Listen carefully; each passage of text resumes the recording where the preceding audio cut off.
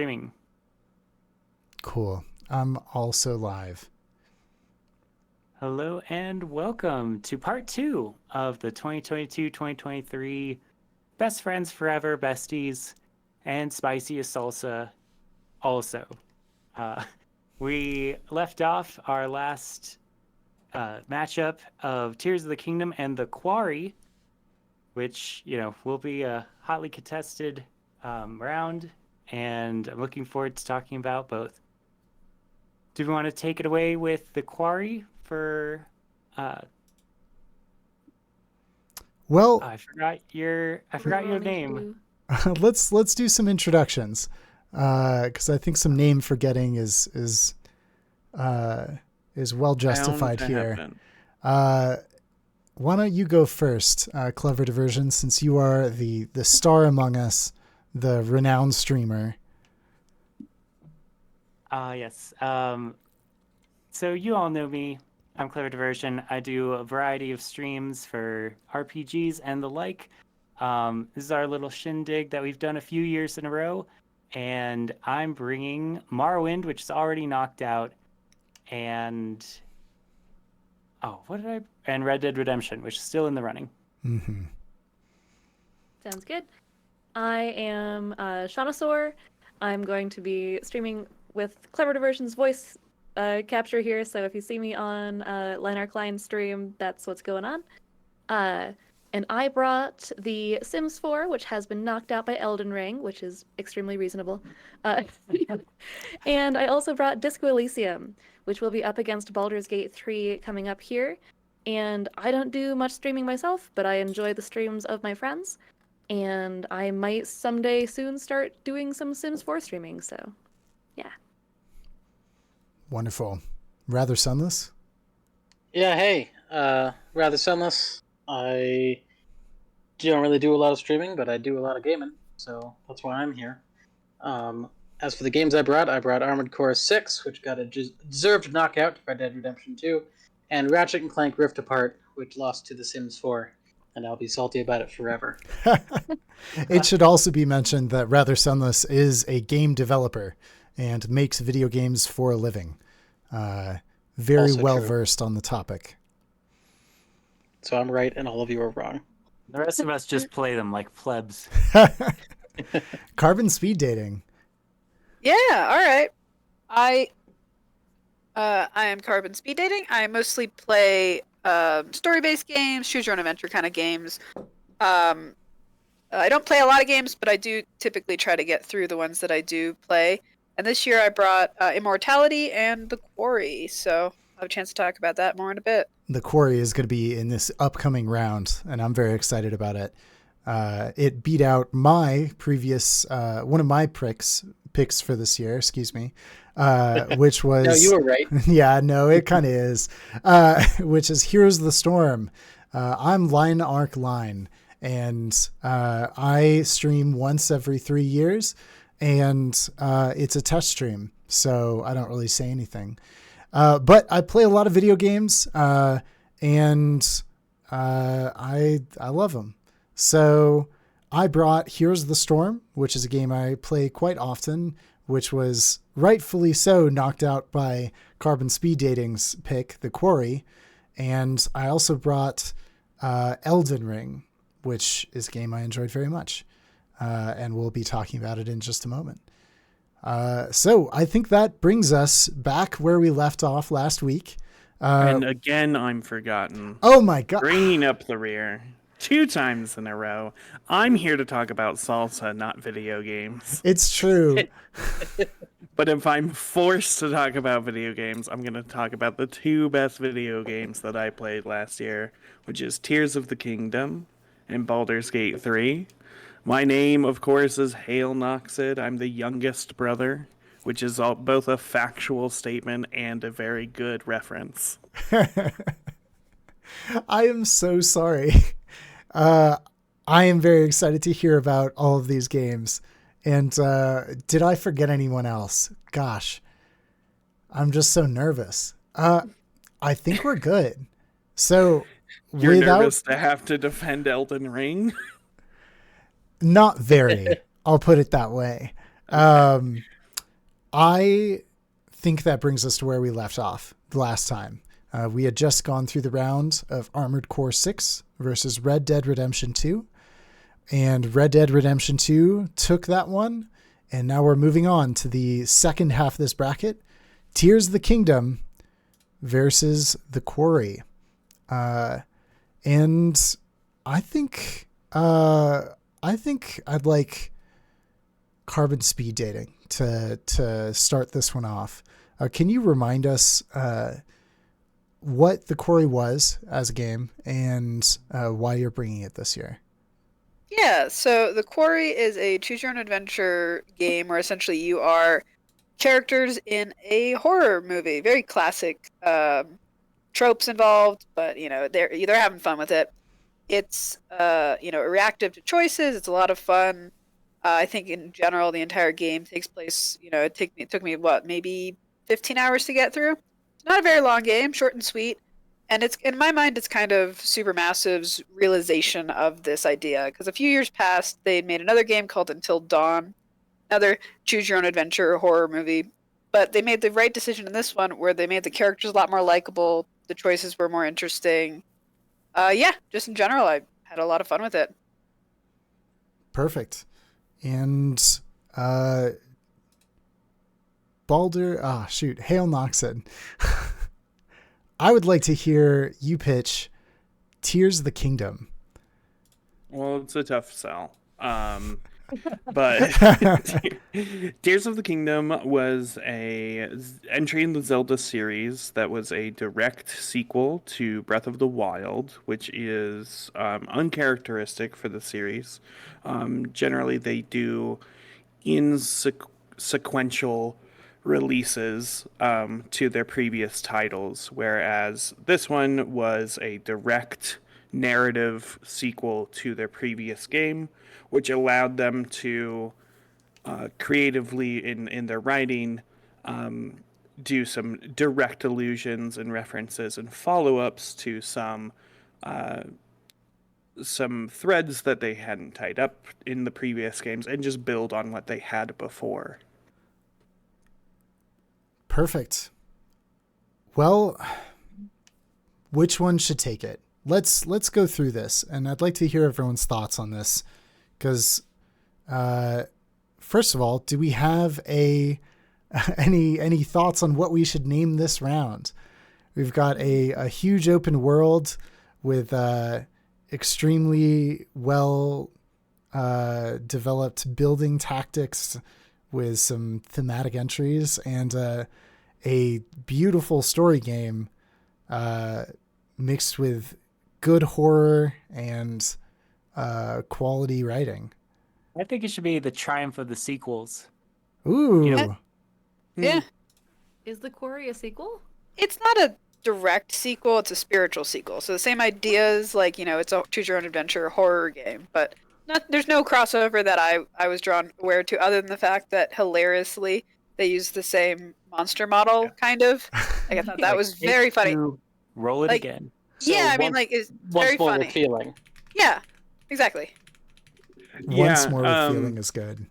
I know. I think a cute one would be Pen vs. the Sword, as one is much more of a story narrative driven. That's good. I like that one. I do and like that. Zelda is notoriously, it's good story, I would say, but I think it's very light in its narrative, especially if it's put up against something like The Quarry. Where the entire appeal in my mind is the Yeah. fact that it has like I said, I almost exclusively play story games. So I've tried getting into games with they're lighter on story and I have a hard time connecting with them. Yeah. It brings forward one of the things that I'd really like to talk about this mashup. One of the biggest critiques of Breath of the Wild, the precursor to Tears of the Kingdom, was that the story was very light. You play as Link Swordman. It's the story of these Zelda games seems to be an excuse for presenting the wonderful world and game mechanics that you encounter in this game. Whereas in the Quarry, the story is the reason you are there. It's the focus of the experience. And it really is one of these quandaries in which is more important in video games. Because in a good video game, you both have to have a reason for being there and also the ability to have fun while you are. And I think both of these games present different viewpoints on that. Mm-hmm. Yeah, if I could push back, I think Zelda for me has always been the synthesis of the hero's story, where the characters are the archetypes of like a hero's journey. So where they aren't very fleshed out and in depth and, multi-dimensional, they are archetypical in their presentation and their stories. Yeah. The other thing is like the story organization for Breath of the Wild and Tears of the Kingdom has been, finding cutscenes basically. And so it's kind of as much story as you want to get from it, which doesn't have to be a lot.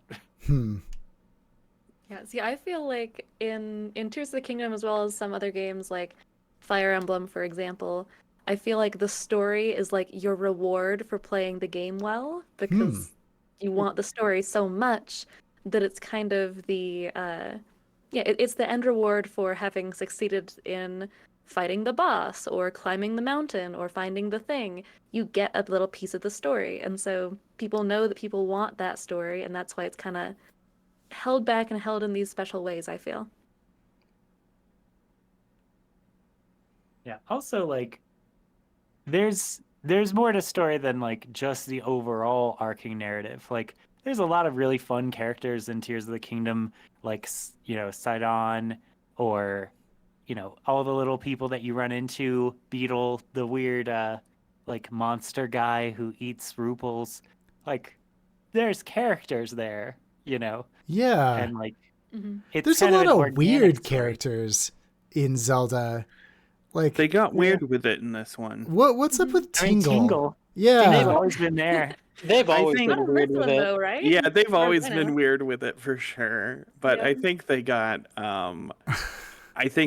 the assignment and saw how big the world was, and I think the creative team got a little more leash given to them in character design. Yeah, I Yeah. feel like a thing that I've said about Tears of the Kingdom when it first came out is people were asking me like, oh, like, do you like it? Is it better or worse than Breath of the Wild? And my answer was always, Breath of the Wild is, I think, one of the best games that's ever been made, and Nintendo did it again. Yeah. Like, Breath Yeah. of the Wild won lots of like 10 out of 10 awards, and I feel like Tears of the Kingdom is so good that I can barely even go back to playing Breath of the Wild anymore. It seems like so much is lacking because they added so much. The I the agree. the way I look at it personally is Breath of the Wild was proof of concept. Tears of the Kingdom is mastery of the concept. Yes. Yeah, I would say this. There's sort of been a growing trend in gaming over the past decade or so of games that just took way too long to make for what we got out of them. Like, you can look at various titles. I won't name any names. I would like you Redfall. to name some names. I will. Redfall. Starfield. Starfield. Basically, a whole lot of games. Basically everything in the AAA space. honestly. Most. Where you look at it and you're like, yeah, this feels like about 4 years worth of content. You find out it was 6.5 years to make, and you're like, where did that time go?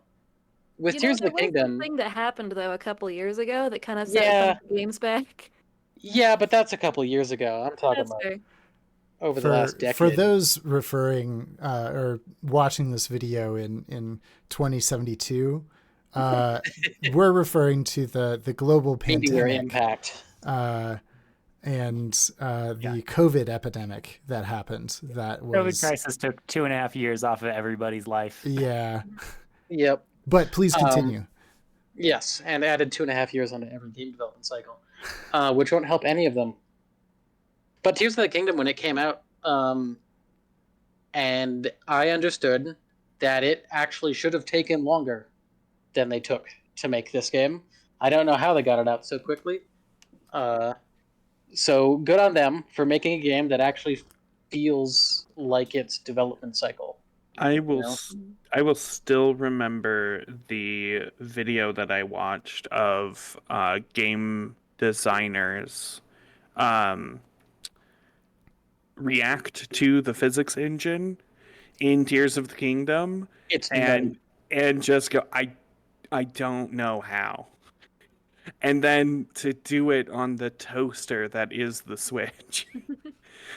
Like, and have it work. I mean, don't get me wrong, there are technical issues with Tears of the Kingdom. There are just hardware limitations, but what they could do in it is nutty. Yeah, the games I make professionally are pretty small and pretty cheap in terms of performance. They're have very few 3D elements. They're lightweight. They don't have a lot of real time action, and we have to do performance passes to make things work on the Switch. Yeah. Wow. I don't Okay. know how they did it. Yeah, So and with that, I- I think we oh, should I- call for at least a poll so that we can talk Let's about the quarry. let's Let's let let Carbon. Let's Yeah, let Carbon in I there.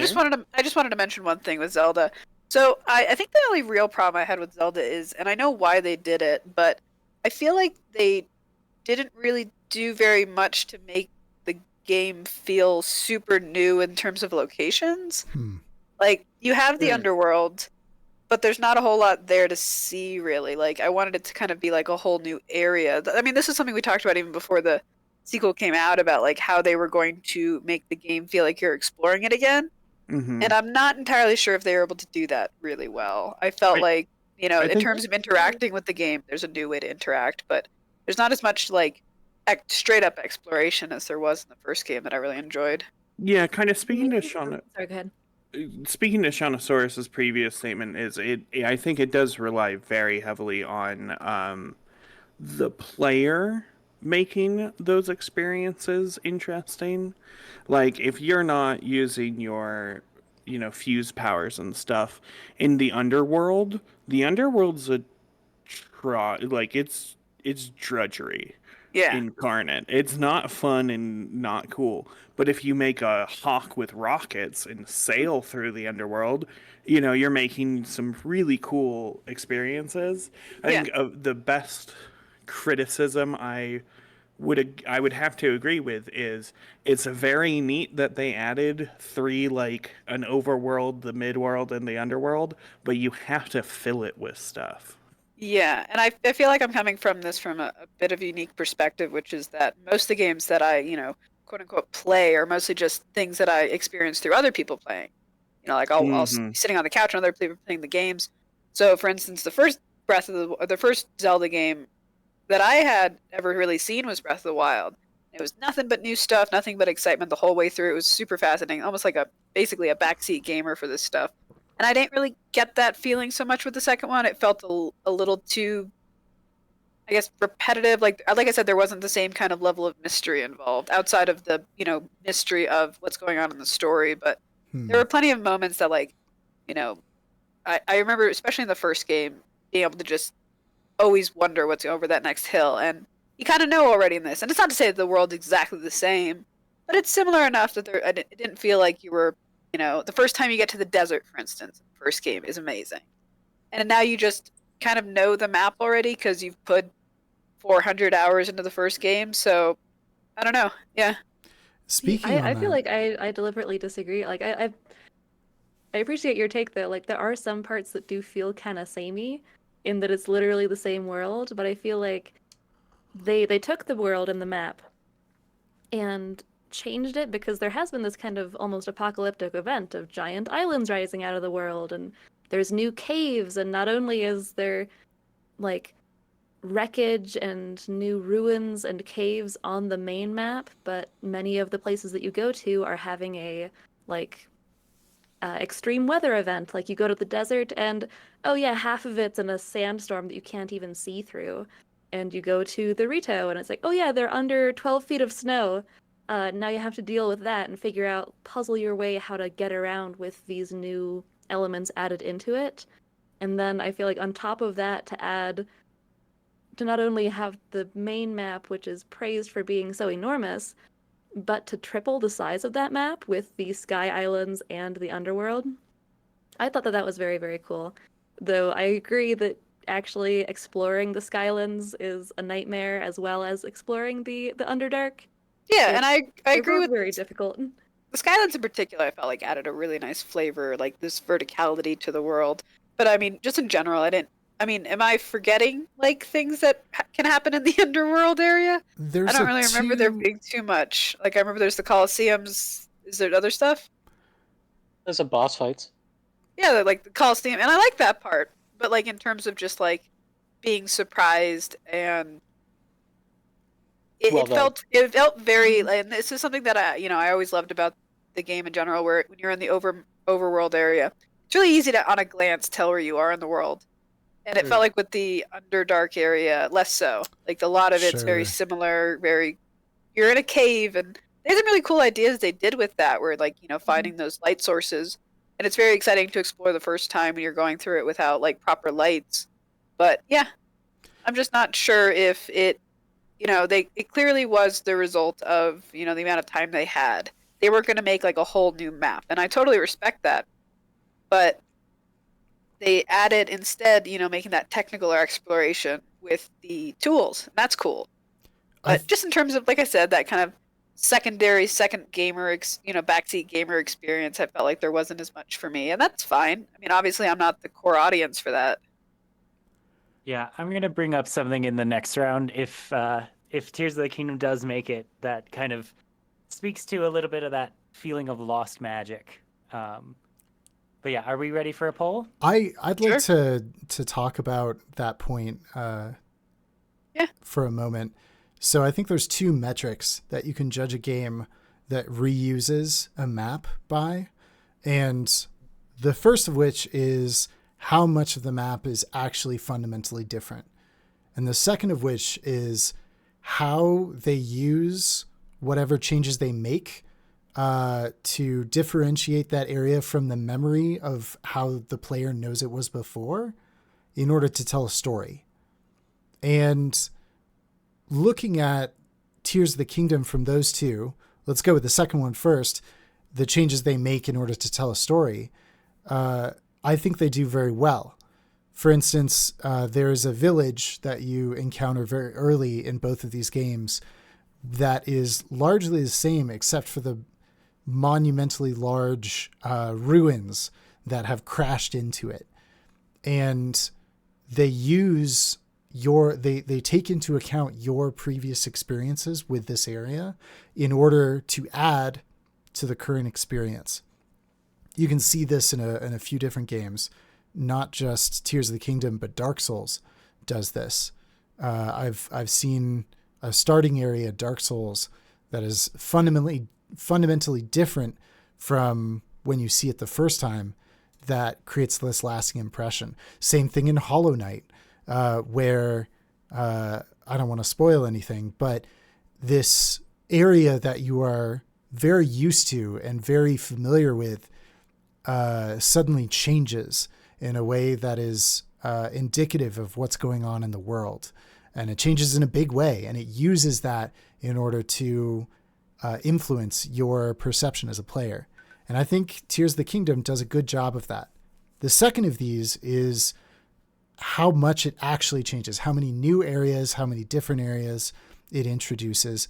And I think it's actually done extremely well in this regard too. And not even speaking of the upper or the Sky Islands or the Underdeep, but just the main world. I feel like I've encountered very little land that I'd seen before in the previous game or that I was familiar with. I still find myself lost in the world, and when I recognize an area, it comes as a realization, a delight, rather than, well, I don't need to explore this place. Instead of making me feel like I've already been here, it makes me feel as if I wonder if anything has changed. Yeah, I had a very similar experience, and maybe it's because I haven't played Breath of the Wild in several years. But when I did find, yeah, something that was familiar, it was like, oh, hey, it's that guy, or oh my gosh, I know those mountains. It wasn't like, oh yeah, it's the same. I think also to speed dating's point, it it is a much more, in my opinion, a much more intimate personal experience. My wife watched me play a few times and had a similar experience as a backseat gaming experience. She just bounced off of it. There's not really anything for an observer to enjoy, because I think the experience is being curated by the player. Yeah. It's so personal in how you're going to climb that mountain or how you're going to get over to that light route. And that's a cool, interesting decision for you to make, but it's boring as hell to watch someone make it.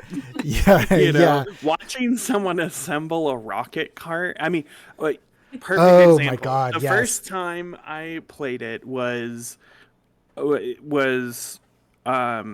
with everyone watching me try to come up with the dumbest way to get a cart over a rail to another Sky Island segment. And I mean, I think I did that for 20 straight minutes. And that's like, it was really funny the way I was doing it, but content wise, if I was streaming it, no one would have stayed. It would have been funny I for don't know, that 5 sounds pretty minutes. fun. The to Carbon Speed Dating's point. Oh, geez. I think that a lot of these locations are kind of one-offs. Like a lot of the things that they've added to this game in typical Zelda fashion are added for one reason and one reason only. A single puzzle, a single experience. If there's a big maze in the sky, that is for you to do a maze and not necessarily anything for the story or for you to come back to later. It is a one trick and very simplistic view of these experiences. Yeah, you did the thing. You did the thing, Now and move now on. you move on, which I don't think is a necessarily bad thing for a game like this. But we've been talking about I've let Zelda Tears of the specifically, Kingdom yeah. just dominate the conversation. I want to hear Carbon Speed Dating. I want an argument for why the Quarry should win this matchup, because I do think there is an argument there. I mean, I will say that, just from that perspective of, what the purpose of a game is in terms of entertainment for the player versus other folks. I mean, at the end of the day, The Quarry is a movie. Like, I would swap off when I was playing this with the player with my sister when I was playing it with her, but like, it was basically just an interactive movie with really solid acting, in my opinion. I loved, they were schlocking it up, but it was super fun. I think that it's a kind of experience that can really connect with a lot of different types of folks. I mean, assuming you're into horror, obviously, but in terms of folks that aren't necessarily into gaming, that's very often the games that I end up playing, where they can be something that everyone who, especially if you're already into kind of movies, it's a good introduction into gaming, I think. That makes a lot of sense. Yeah, It's a story I well completely told. agree. And I I think, like, to your point, like, it is the opposite of Tears of the Kingdom, in the sense that, I mean, it is a treat to watch someone play this game. It is like that. I experience this type of game through streams or Yeah. YouTube clips or something. Yeah. I watch people play it, and in a sense, I have played it, because what you're getting out of it is the story. Yeah, and it's very much I mean, especially if you're already into horror, like, it's a lot of fun. Like, just, it's a much more, also, I guess, concise, I guess would be another word I'd use, and not in a bad way, but like, games like Breath of the Wild or Tears of the Kingdom. They're like hundreds of hours of game, and that's certainly has a good place in gaming in general. But I think that especially for people that don't necessarily want to put hundreds of hours into a game, it's really good to have options for folks that might only have a few hours in a week to play on a game. You can get through a game like this in an evening, maybe two. I played it back when it came out for Halloween.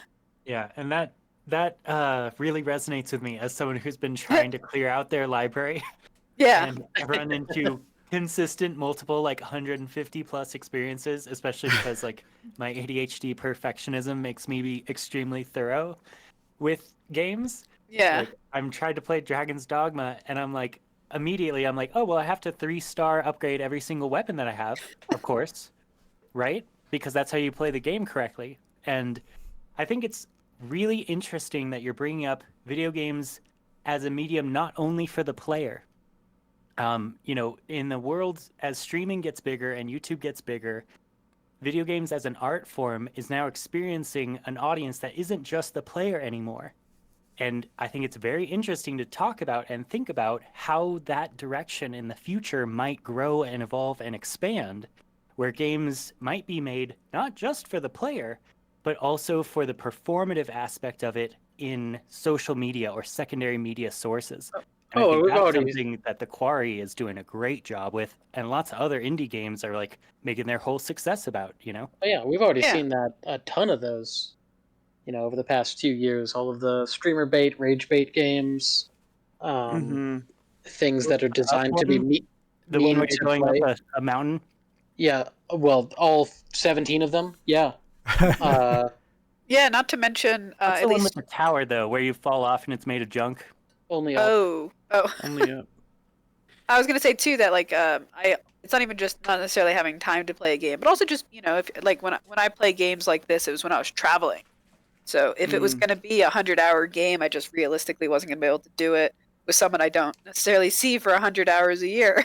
Yeah, and, Right. like it Yeah. also adds like a social aspect to it because like I played through Breath of the Wild with one of my best friends, or actually two of my good friends, and we were living in the dorms in college together, so we were able to sit down like every other day and open up Zelda and play a couple hours of it together.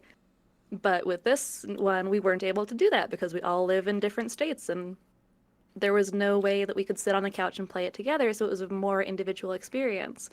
Whereas with the Quarry, if it is a shorter game, you can sit with your friends and play that in one sitting and have that full experience without the idea that you have to meet up again and again and again when you have busy schedules. Yeah, and the memory of it. Half the reason that I bring the things that I bring is because like the game is good, yes, but it gives me a lifetime memory that's significant to me, that makes me want to make a podcast about these experiences. And I think that Quarry, hits that in a really beautiful diamond way. And it's not to say that Legend of Zelda doesn't, but at the besties, we bring the best of the best games. They're all good. Also, it's very much like a bang for your buck thing. Like in something Yeah. like Breath of the Wild, you'll play 400 hours, and you'll have fun the full 400 hours, but you'll have like peak moments of that maybe add up to like maybe an hour or something. If you just chronological it. But like in terms of something like the Quarry, it's very much like you're gonna have fun, gonna be like on point the entire time. And there was never a boring moment in Quarry, especially on a first playthrough where you don't know what's about to happen. Yeah, Nothing see, but that's fun. a good metric. Like, Ooh, like I laughs would like per minute, but for engagement for video games. It's like Yeah. how I would would measure you per hour. I would like to go back to the title of this round and retitle it "Choose Your Own Adventure." Because Oh, I yeah. think that is what this is. No, I Yeah. think no, both that's it. games. Yeah, I think both games are. You are creating your fun in your choices and the way you do things, and I think Carbon. You bring up a really good point of the bang for your buck. As I get older and I have less time to play games, like the nostalgia of playing a game for 200 hours and stuff isn't appealing to me anymore. Yeah. Like I don't want to pick up a game that's going to take 300 hours of my life away. You don't I want to don't play. have that you- time anymore. You don't want to play. You don't want to play Starfield for 20 hours before it gets good. Right. No, Yeah. exactly. And that's the thing is the worsties in this year, like I'm so glad that Hale Knox had brought up that point because I think it's inspired in this particular year. Because we're not only looking at bang for the buck in terms of dollar, right? Fun per dollar. We're also looking at fun per hour investment relative to our other choices. And I think the Quarry has a really unique position in this field about delivering good quality value per hour that could be a weak point of some of the other stuff that we Yeah. have on here, right? Armored Core 6, great value per hour.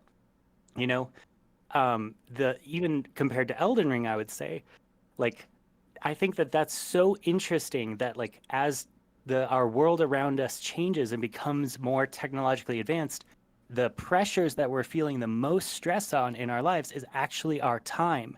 And games that use our time well and give us a full, rich experience in, I would say, a tenth of the hour time. Oh yeah. You know, like And I'm that's being often generous. seen Like as lesser as a game if it's short, but it could be we live in a world where it's starting to seem, you know, that that's going to become more valued in the future. yeah. I would actually like to also bring up, and I'll bring this up on our next round too with Disco Elysium versus Baldur's Gate 3, which is that sometimes it's not good to quantify a game based off of its length or hours played, etc., because games are art. And I feel like a short game can be just as much a full and complete and detailed and impactful piece of art as a 200-hour game. Well, yeah, if you were to liken it to the film industry, there are a reason there are not 4-hour films regularly played at theaters.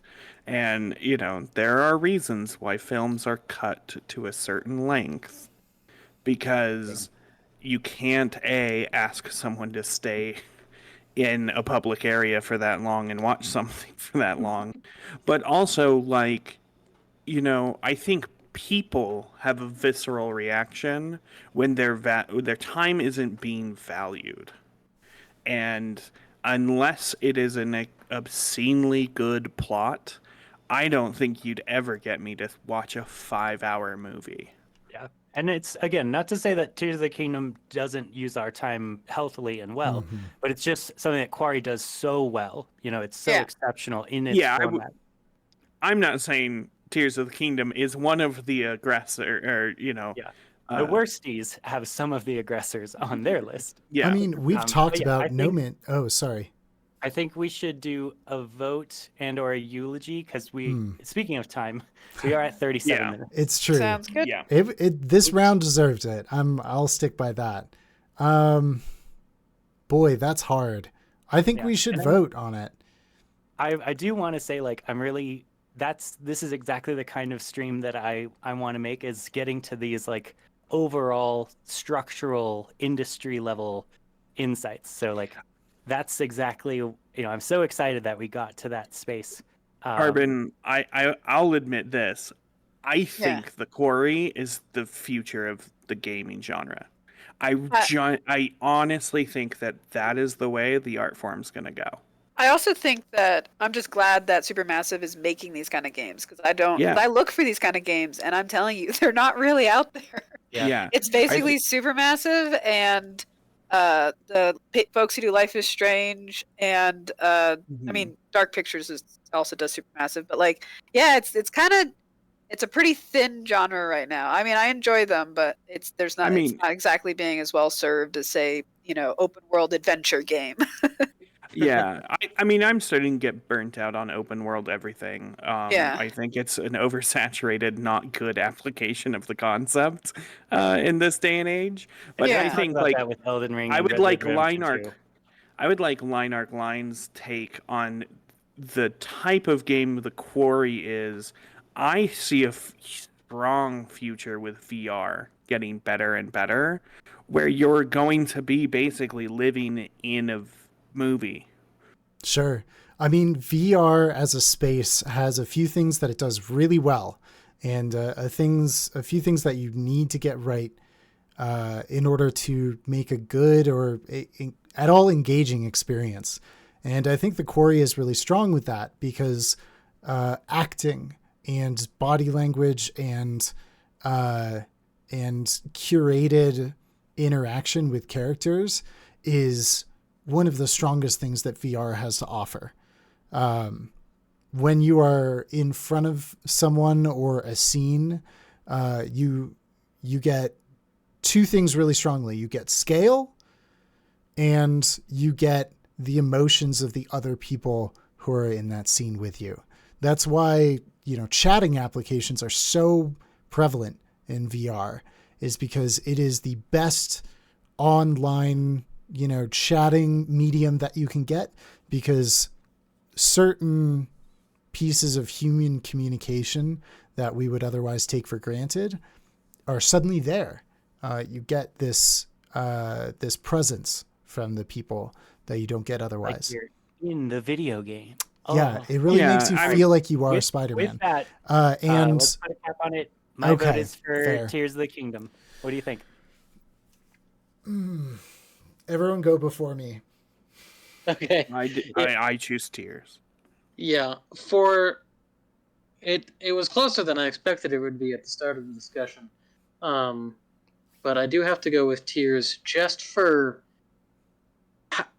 two things. One, how efficient their development was for getting something that good and that big out that quickly. And from what I can tell, limited crunch, which is always worth it. And two, for taking one of the most well-known storied IPs out there and just doing some bonkers stuff with it. Like, this is a Legend of Zelda game, and you can make a wheeled rocket-assisted mech with a laser on it out of glue and some cubes you found on the side of the road. Yeah. They Like- added glue. It's amazing. Yeah. That's wild. And more games should Oh, sorry, go ahead. be able to more games should be able to experiment with their own IPs like that. Mhm. Yeah. My vote is also for Tears of the Kingdom. I think it took a perfect game and made it even more perfect. Nice. I vastly enjoy this game. No, I haven't finished it. Shut up. Same. Right? Yeah. But they listened to their audience. They were like, "Oh, so you like the horses? Yeah, we're gonna add more of that. We're gonna bring back all your favorite things from the last one. You want more challenges? We're gonna add those. You want more creative stuff? There it is." And all of the things about the story not being huge, I kind of disagree. I think that the story of this is possibly the best story that I've seen in a Zelda game. Maybe with close combat of Majora's Mask, perhaps, but even then, the layers that this story has are fantastic, and I will not spoil anything else, but it does things that I feel like most other Zelda games would not dare to do with its story, and I applaud it for that. Yeah. And mine's Tears of the Kingdom because, like, I can't vote against Zelda. Like, it's unfair. This is, in many ways, the weakness that the real-life besties ran into immediately is, like, this is where you bring your favorite beautiful Pokemon to the Elite Four and just smash them together until one comes out on top. And it's a bit unfair, but we do owe it to our academic integrity to give everyone a shot. Mhm. But like, it would be a dark day in hell when I vote against Tears of the Kingdom. Well, I got a Zelda wallet. we're going to come across a dark day in hell real quick. Because you are not paying attention to the future rounds that we're going to encounter. I am. I've been preparing for it all year. Oh, Trust me. okay. All There's right, going to be all right. some cannons. I'm going to bring out the high caliber stuff. All All right. right. Let's just say you brought Morrowind, not Starfield. Yeah, carbon speed dating. Oh yeah, I mean it's definitely Corey. No, I mean no doubt there for me. I am beyond excited for whatever they make next. I'm happy if they just keep making choose your own adventure horror games. Hell yeah. I think one I'm of the few kind- regrets I had with Until Dawn was I watched a Let's Play of it rather than play it. I didn't know that it was going to be a game that I was going to love. It's the same problem I had with Oh, what's that like game where you're Firewatch? I had a similar problem with Firewatch where I Yeah. didn't realize it was going to be my kind of game, and I kind of spoiled it for myself with Let's Play. But yeah, for me, it's definitely Quarry. Perfect. And did I forget Hail Nox again? No, Good. I voted. Well, in that case, for me, I'm going to give it to the Quarry. And the reason is a critique that I have for Zelda Tears of the Kingdom. We often say that there are 3 types of fictional stories. And the first type is where you can see the hand of the writer while you're watching or playing or reading this piece of media. And it's not flattering. You see the straight through the piece of media, you see through the story, and you gaze at the writer the whole time that you're experiencing this. And it's not very good. Then the second type is the one where the story completely obfuscates the writer, and you get lost in the story, and it's good and it's immersive. And the third type is once again where you can see the hand of the writer, but this time it's endearing, and it adds to the story in ways because you learn why the writer wrote this, and it's a good experience. I think that Tears of the Kingdom is the first of these 3, where you can always see the hand of the writer and the hand of the designer at most points in the world. You can see why they made the choices they made. You are constantly paying attention to it, and it's not too flattering, in my opinion. The puzzles, you see the hand of the writer. The story beats, less so, but you can still see that they're trying to show you something, and you see through it. And that's why I'm giving it to the Quarry, is I think a story well told has that benefit. Nice. Alrighty. Well, that makes Tears of the Kingdom the winner of this round, bringing us to the next round. Another, I can't wait to hear the name of this round, because we're either going to work very hard on it or it's going to instantly come to us, because we're pitting Disco Elysium against Baldur's Gate 3, another heavy hitter from this set. So without further ado, I'd like a game introduction, I believe from Shaunasaur, for Disco Elysium. Yes, so Disco Elysium, we talked about it in our last episode, but it is a third-person story-driven game where you're playing a cop or detective who has lost most, if not all, of his memories. And the goal of this game is to go through working on this case with your partner, trying to solve it while also piecing together your own self, your memories, and also your psyche. It's a role-playing game where your stats are your psyche. You can level up different parts of your mind. All of the pieces of your mind are different characters that kind of live within you and can influence your plays throughout the game. And there's very different ways to play this game depending on the choices that you make and the person that you choose to be.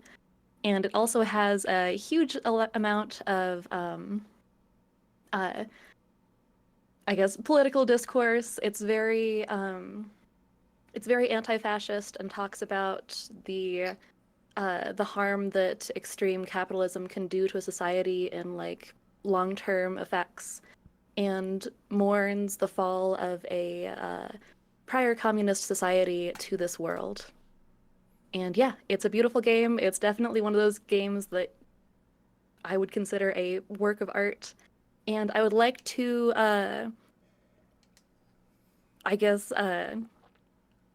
perhaps an idea for the name for this category, ACAB? Yeah. Is ACAB a Yeah. good word? A good one?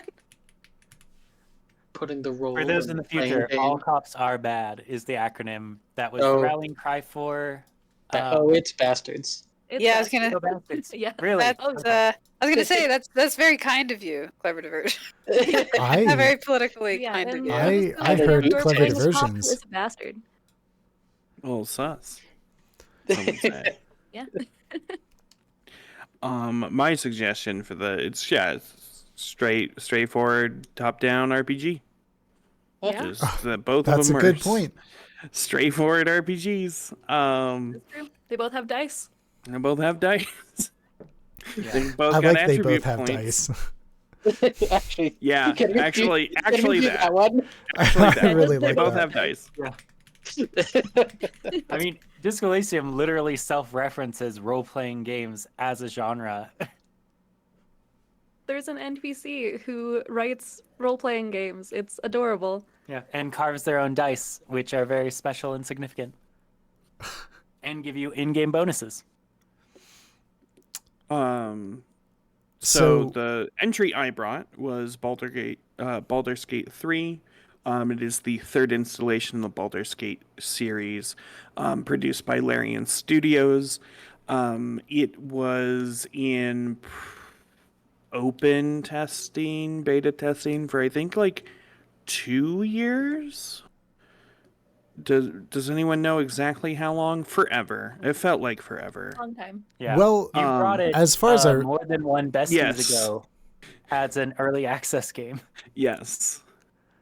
I would like to remind Clever Diversion that at that point, Clever Diversion voted against Baldur's Gate, but said that when it was a finished game, he would vote for it this round. So he is But honor I didn't bound. specify He's which honored. round. He's I didn't honor say bound. which round I would vote for it in.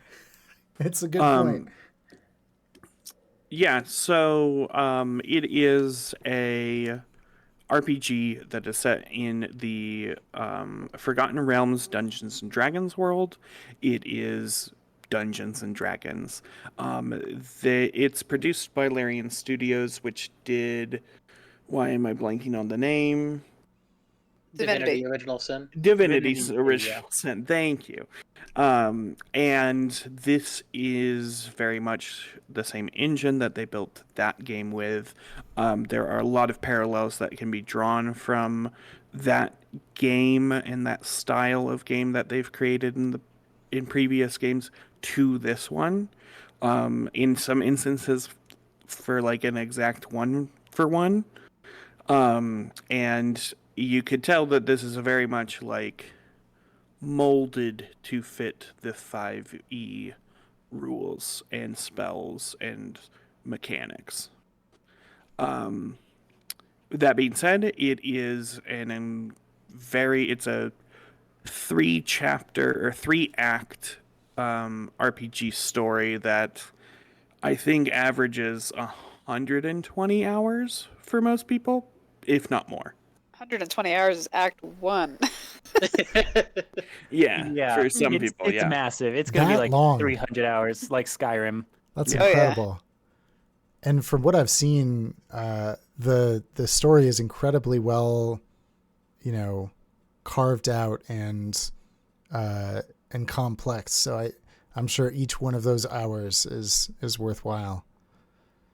Yeah, the amount of attention that some things were given and this is truer in the earlier acts than the later acts, which I think is a criticism that can be levied against it. But the complexity and density of early act, even like subplots, is incredibly detailed, incredibly immersive. I mean, you're playing a campaign.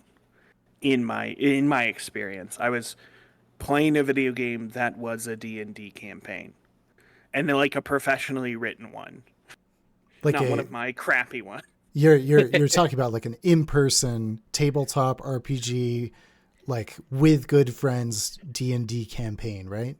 Yeah. I finally, after it, as some people may not know, I have tabletop dice tattooed on my forearm. I love a tabletop RPG. this is the first video game I have really, truly, genuinely gotten the experience of, oh, I'm playing a solo Dungeons and Dragons campaign, which has just previously not been an option. Wow. And I think for a lot of people, I think like that inaccessibility to a group of people that you can play a campaign with, something like this is incredibly important and useful. Um, I started playing Dungeons and Dragons when I was 7 years old, and I had to hoodwink all of my friends into playing it because no 7-year-old wanted to play Right. second edition Dungeons and Dragons. That's how all the Death Troops are started. Lies. Right. And I think of 7-year-old me. I mean, maybe not playing this one, but I mean, like having an engine like this where you can create more D&D, like the blueprint's there now. People know how to make a good D&D game now. And just like what that could have meant when I was younger and how much more nerdy I would have gotten if I had access to that. And I didn't have to wait until my friends could come over on the weekend and I could just like play a well professionally written campaign whenever I could boot up my, my console is just really cool. Yeah, and I think to add a piece of both praise and criticism, I think to that, I also think that this game is best played in the solo player because it really does it brings all the joys of playing D&D to a single player game. And I actually don't like the multiplayer in this game very much, if at all, just because the story is so beautiful and I want every single person to be able to interact with it to the full degree. Yet when you're playing with a group of friends, different ones of you will stumble across different parts of the story and get to interact with things before everybody else does. And it kind of ends up being like this weird stumbling race to get the story before your friends do, or it just, at least for me, it didn't really work out. I much prefer it as a single player game. Yeah. I will not personally. I will not be talking about this game as a multiplayer game. Yeah, and I will say that in terms of, another compliment for the game, at least for me, is it's quite literally the first game I've ever experienced where I want to like finish it, like in terms of like the length of it. Like I'm excited that I'm only 200 hours into it. I'm stoked on that. I'd be excited if I had more time to play it. And I've never felt that way about a game before. Like most games that I play and finish are because that they're less than 30 hours. And I get a good experience out of that, but like this is the first time where I felt like, oh, I kind of get it now. Like I feel that I kind of understand games better now. Respect more in terms of what they're doing. And I think a large part of that stems from just the phenomenal writing. There's a few reasons that I recommend this game to people. Actually, I'd say two main reasons. The first of which is that it will improve your interactions with tabletop gaming content forever. If you play Baldur's Gate 3, you will be able to play D&D 5th edition with your friends in person to a better degree. You will be able to interact with that world in a more genuine way because you're aware of these little, proclivities to the system or abilities that you wouldn't know you would have otherwise. You're now familiar with these because this game presents it in such a genuinely good way. Yeah, and as somebody who has DM'd Dungeons and Dragons on multiple occasions, I don't think I did a good job now that I've played this game. I missed so much. There's so much that I'm learning that you're able to do combat and stuff wise. Given that the things that I did were much more of a RP heavy, but this game, I feel like I understand the mechanics of Dungeons and Dragons better than I ever have.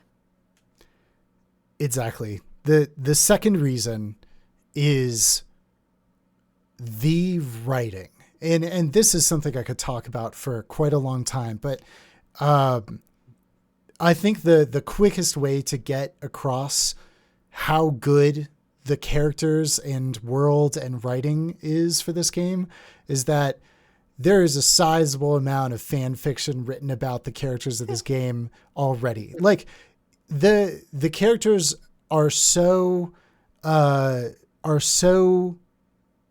dimensional that you get hot debates of who people are, romancing and who people think should do what. It is something that people genuinely care about because these characters are so well written that you feel like you get to know them.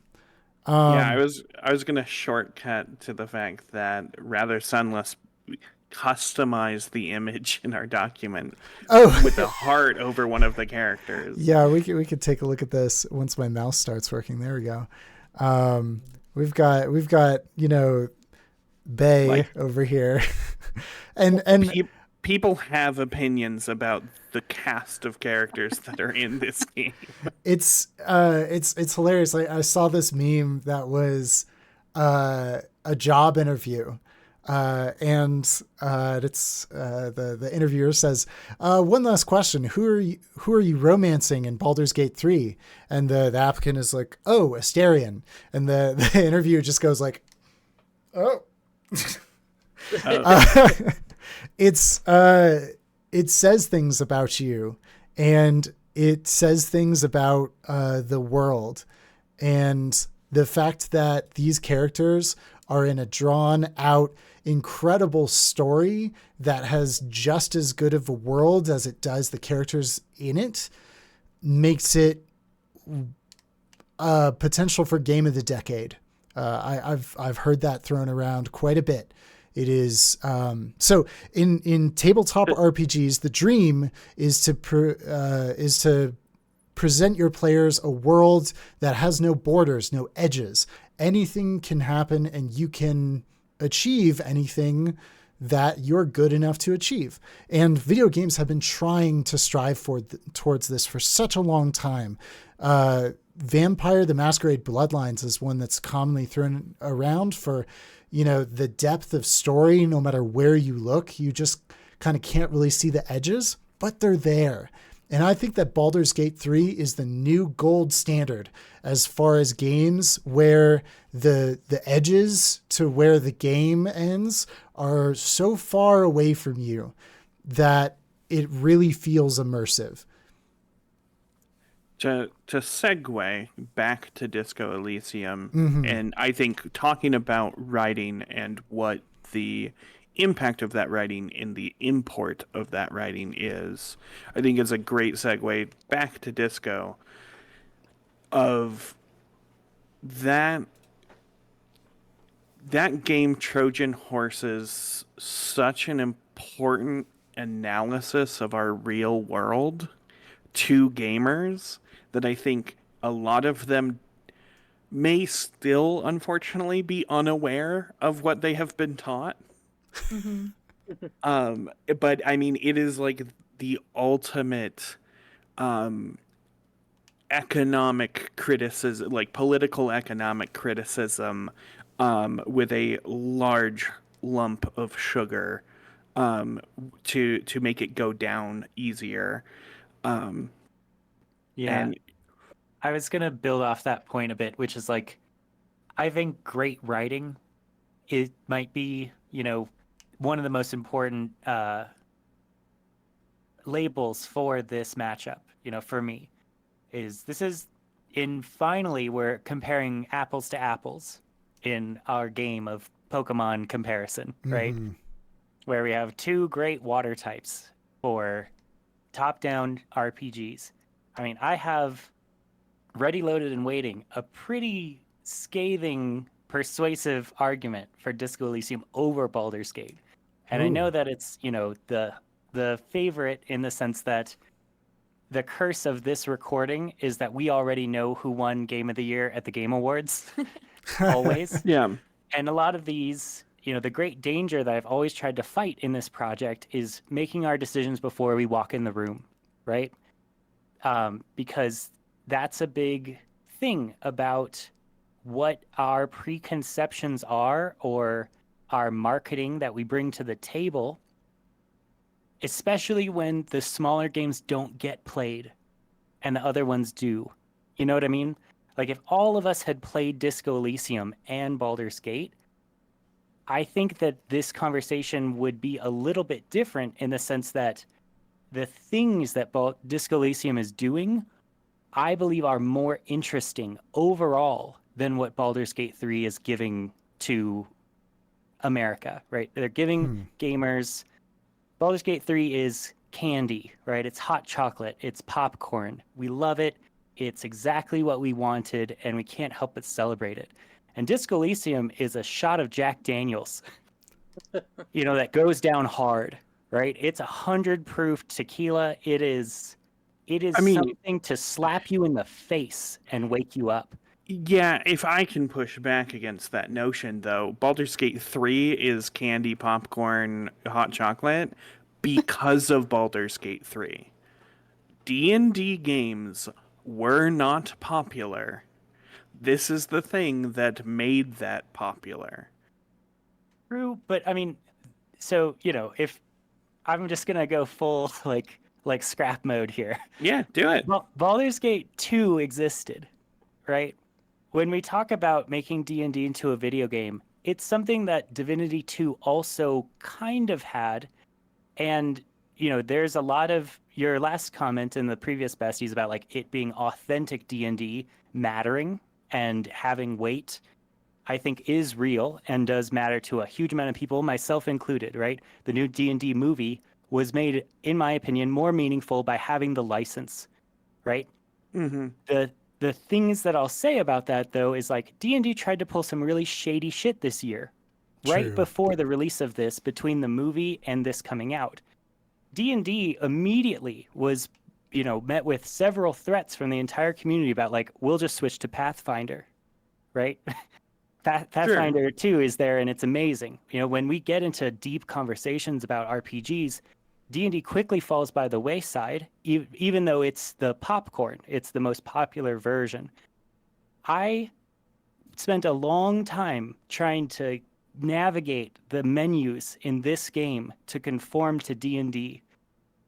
It took up huge swaths, hours of my stream. I'm looking at it right now as I play it, where I didn't get out of the menu system. Right? Which game is this? Is this Baldur's Gate or Baldur's Disco? Gate 3. Okay, Yeah. got it.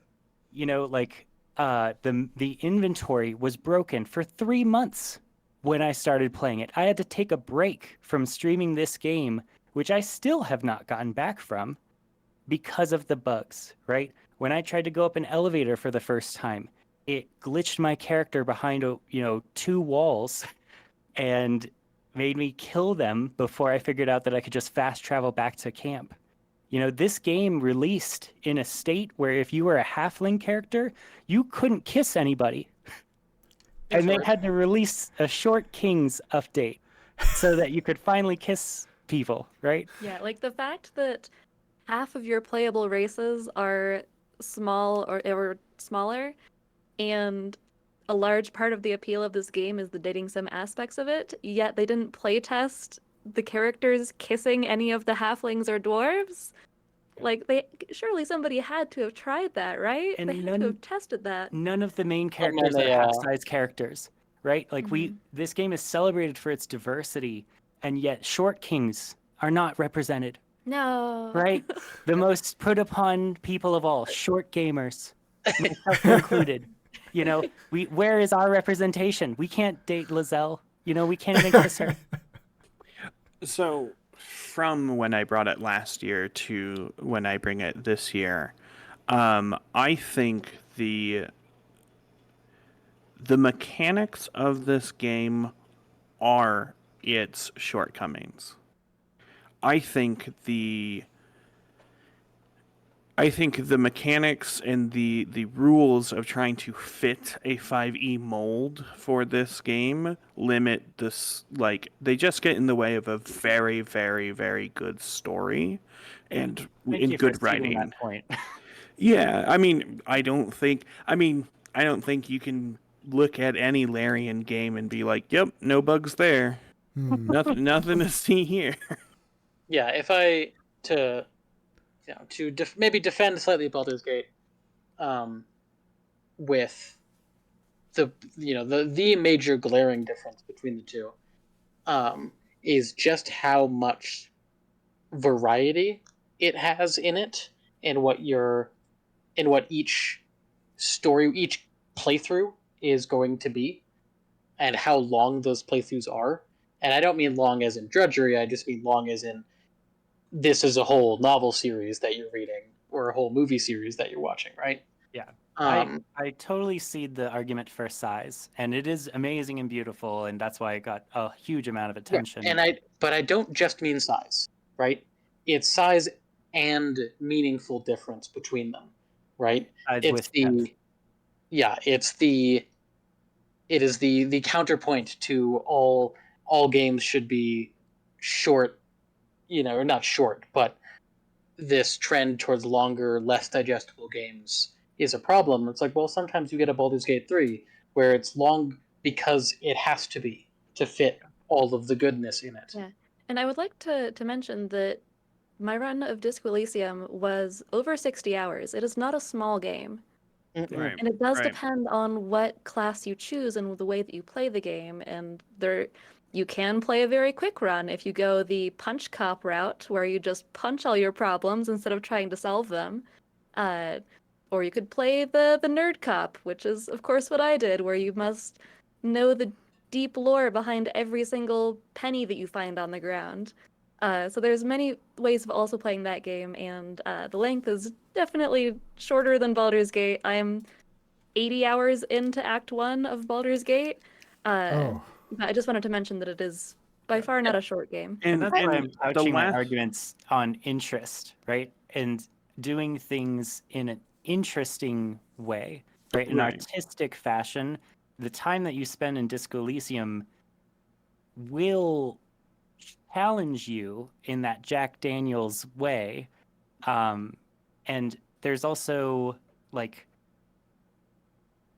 I think Baldur's Gate 3, it's a crowd pleaser for a reason, right? Which is why I'm not surprised by its popularity, but it's also like I could tell a lot of the story beats from the characters kind of right away.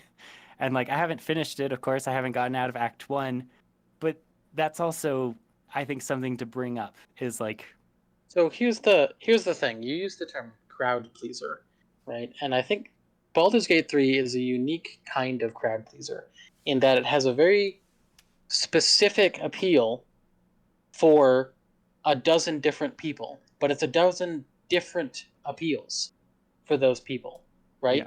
It's a crowd pleaser because it's everyone's actually very specific favorite story Yeah, that's it is. deeply personal, but there's 30 of them. It's not vanilla. It's Baskin Robbins. I agree. Mhm. It's the whole counter of Baskin Robbins.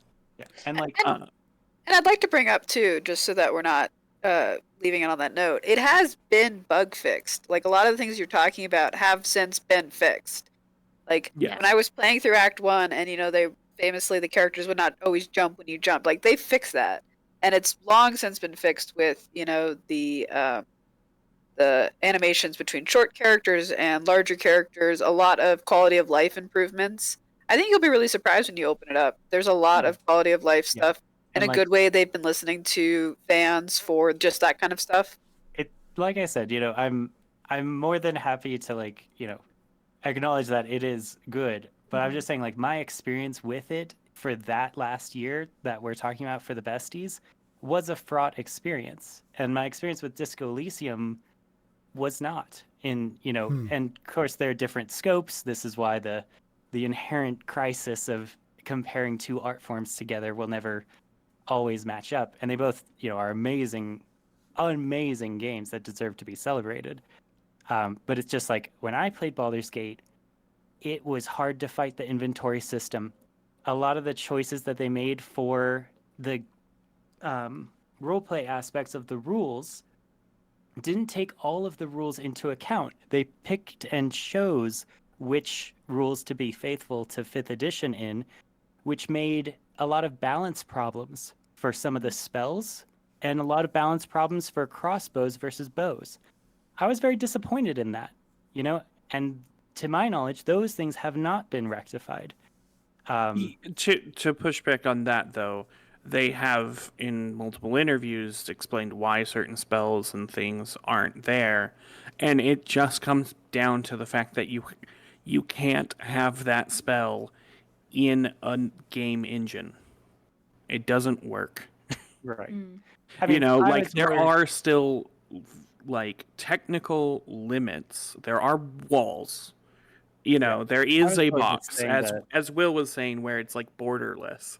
They're very good at the illusion, but they have been very open and transparent that no, it's a box. There are limits to what we can do in this, and we know you love that spell, but no, you can't do it. Can't It'll cast break the Fabricate. game. Let's say the Sorry. crossbows. They made bows worse than crossbows forever. Like that. Sure. Why? Why did that happen? If also, I would like to point out Disco Elysium released in 2019. So when we're talking about criticisms of development, they didn't have COVID to contest with. Exactly. And also, like, I didn't play Disco Elysium upon release. I played it like 3 years later. And so I didn't know any of the bugs that it may have had upon release. Right. Because I And I had think, I like, had with- bought Oh, sorry, go ahead. I had bought Disco right out when it released, and I bounced off of it the same way that Clever did for Baldur's for the same reasons. I ran into technical issues, unrecoverable save files that I had to, go several saves back to, to continue the story. And I did the same thing. I put it down for, I think, like 4 months or something before I picked it up again. Mhm. So, I think it's an unfortunate thing that. Yeah. But I think Mhm. the criticism is fair. Disco had much less bugs, Yeah. for sure. And to bounce off what we were saying with like the differences between it and Dungeons and Dragons, I feel like this can be said of many mediums that are adaptations of their original form, which is sometimes when the adaptation is lacking, it just makes you love the original more, which I think for making new players and old players have an increased fondness for D&D in its original form. I think that's fantastic. I love that. There's a series on YouTube.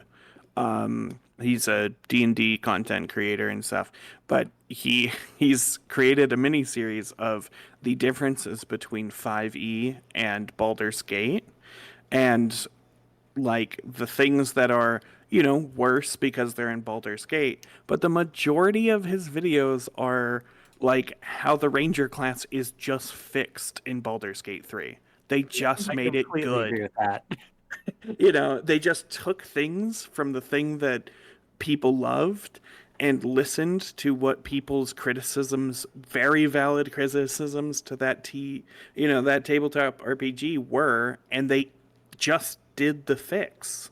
Yeah. Yeah.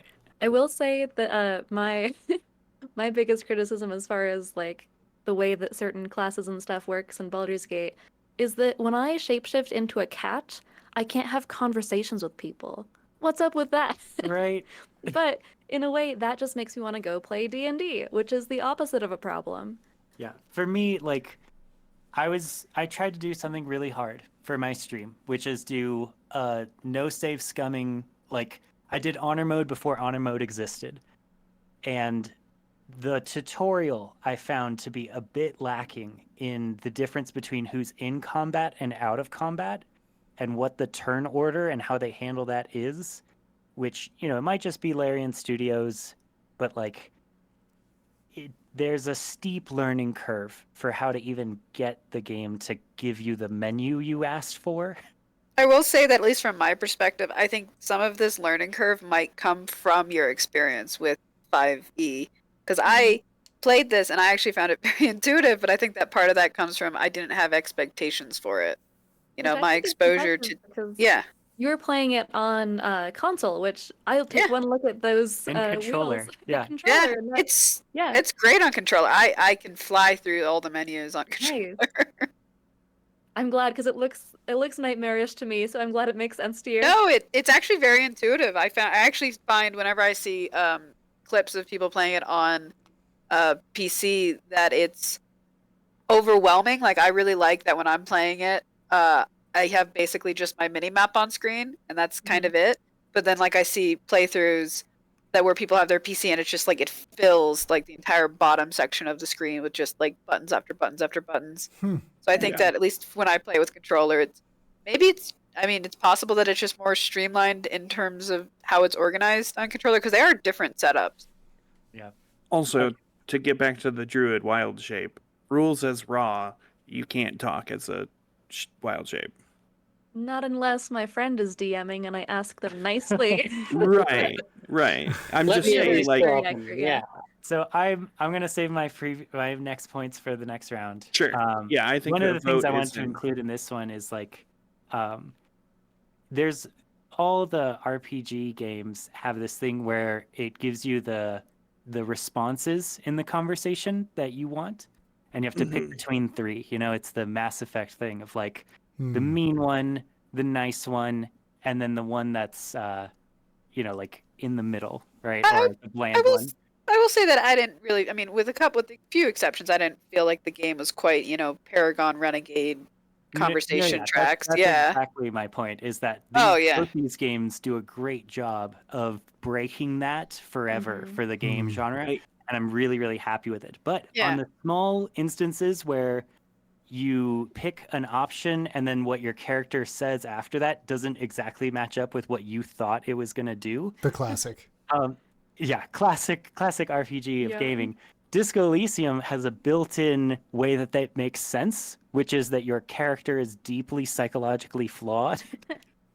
And in Baldur's Gate, it's like, oh, I didn't mean to like tell Shadowheart I thought she was ugly. Yeah, I think when it's so far and few between, the instances they happen are that much more jarring.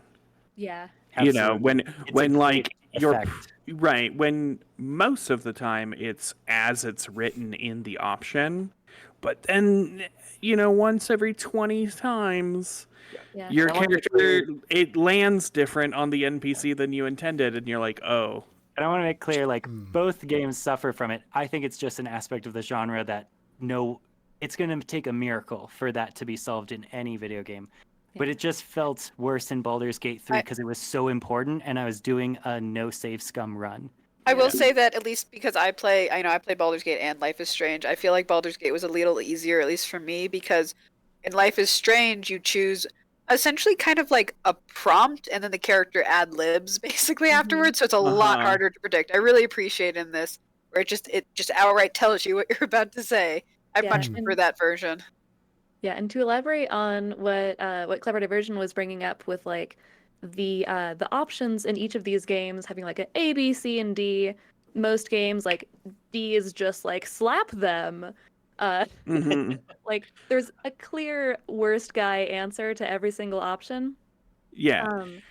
In Disco Elysium, it directly combats that with there's many games where like your gamer instinct is to check every box, do everything that you can do, explore every room.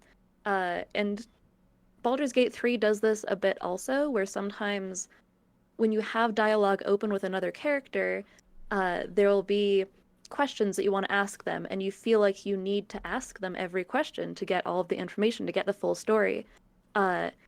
In Disco Elysium, there are very clear things, or actually, it's not clear at all. You have to be very conscientious about what you're asking and why you're asking it, because there are things that if you choose to say that, it will harm you for the rest of the run, or it will harm you in ways that you perhaps didn't expect or should have expected. Like, you're not just clicking every option just for the fact you need to click every option. You need to actually think about why you're saying that thing and who you're saying it to and strategize around that. I love that it adds that level of accountability to conversation, because Yeah. sometimes you shouldn't Baldur's Gate ask was people also- certain questions. There- Yeah. There's a mechanic that I kind of shadow run in my tabletop RPGs that kind of plays along that rule of I will like arbitrarily just pick a number, and that's kind of the amount of questions that NPC is willing to tolerate, because it's Right. annoying if someone just goes, well, what about this? But what about that? But what do you think about this? You know, and it's like, yeah, everyone has their limit where they're like, dude, get out of my shop. I really like that. No, and so yeah, I think we can do a vote and then talk about and eulogize the loser. I think that's wise. Why don't you start it off, Clever Diversion? I'm contractually obligated to vote for Baldur's Gate 3. Can we all agree to release Clever Diversion from this? We've no, seen. I hold myself to higher standards than my peers. I am contractually obligated to vote for Baldur's Gate 3, and I am voted for Baldur's Gate 3. He cold All shot right. it a year ago. He On never. on record, are you doing this under duress? On record, no. Okay. Okay. Off record. Off record, are you doing this? No, I think Baldur's Gate 3 deserves it, but this is the genuine, like, super vulnerable crisis of this podcast for me, is like, I think all of these games, of course, deserve to be celebrated.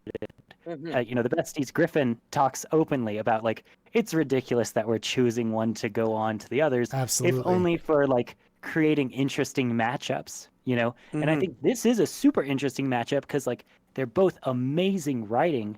And what I'll say, after the vote is, like, I think Disco Elysium's writing, if you objectively look at it, is better writing quality than Baldur's Gate 3. And I know that's a hot take, but that's what I want to talk about in the eulogy. Yeah, I'm voting for Baldur's Gate 3. I think it is the game of the year out of these two, but my hot take is I do not think it is the game of the year. Ooh, Oh. some foreshadowing. Oh, Okay. Oops, yeah. Carbon speed dating. What do you think? Oh, it has to be Baldur's Gate for me. Not only am I like planning my current run, I'm planning the next two down the line. It's definitely my favorite, straight up just favorite game. So yeah, Wow. definitely Baldur's Gate. It's got its hooks in you.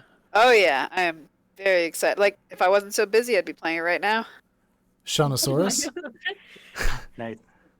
If you weren't stuck talking to us fools. That too, I suppose. Yeah, right. Yeah, I am honestly very excited to continue talking about Baldur's Gate 3 in the next round. But since it is clearly winning, I am wanting to stick to my guns and vote for Disco Elysium. Nice. Because even though it's not, I'd say, the game of this year, it was one of the games of my year, and I desperately wish that I had found this game when it came out so that I could have delved into the fandom and seen all of the memes and the fan art as they were coming out, like I was able to for Baldur's Gate 3, because the fandom for Baldur's Gate 3 really, really made it even more fun than it already was. And the fandom for Disco Elysium is also fantastic and hilarious, and I wish that I could have been there for, like, when it was big. And I feel like that could have made it more of a game of the year for me. Perfect. Rather sunless. Yeah. I'm giving it to Baldur's Gate, and that's largely for it accomplishing that. It's crowd pleasing by appealing to everyone's specific interests. Task that feat, because that's really, really, really hard. And when I say like appealing to people's specific interest, I don't mean in like a shallow way, right? I have one of my one of the people that DMs a group that I'm in has a favorite character, very, very much so, and that writing of that character touched her in a very deep way, in a way that's extremely meaningful to her, and she'll probably remember for the rest of her life. And that's true about most of the characters in this game, and that is an incredibly difficult bit of character writing, and so I have to give it the vote. Yeah. Who am I missing? Just myself? Mhm. I think so. I'm going to give it to Baldur's Gate 3 because I played the introduction for both of these games. And I'm sure Disco Elysium says some very important things that would impact me quite a lot. But the intro for Disco Elysium was me waking up with a hangover, having lost a lot of my things and being an angry, upset person. And the introduction for Baldur's Gate 3 was escaping from a flying fortress using magic. And one of these drew me in more than the other, and that was Baldur's Gate 3. And that Cool. That's a wins. very fair criticism for it. That wins this round.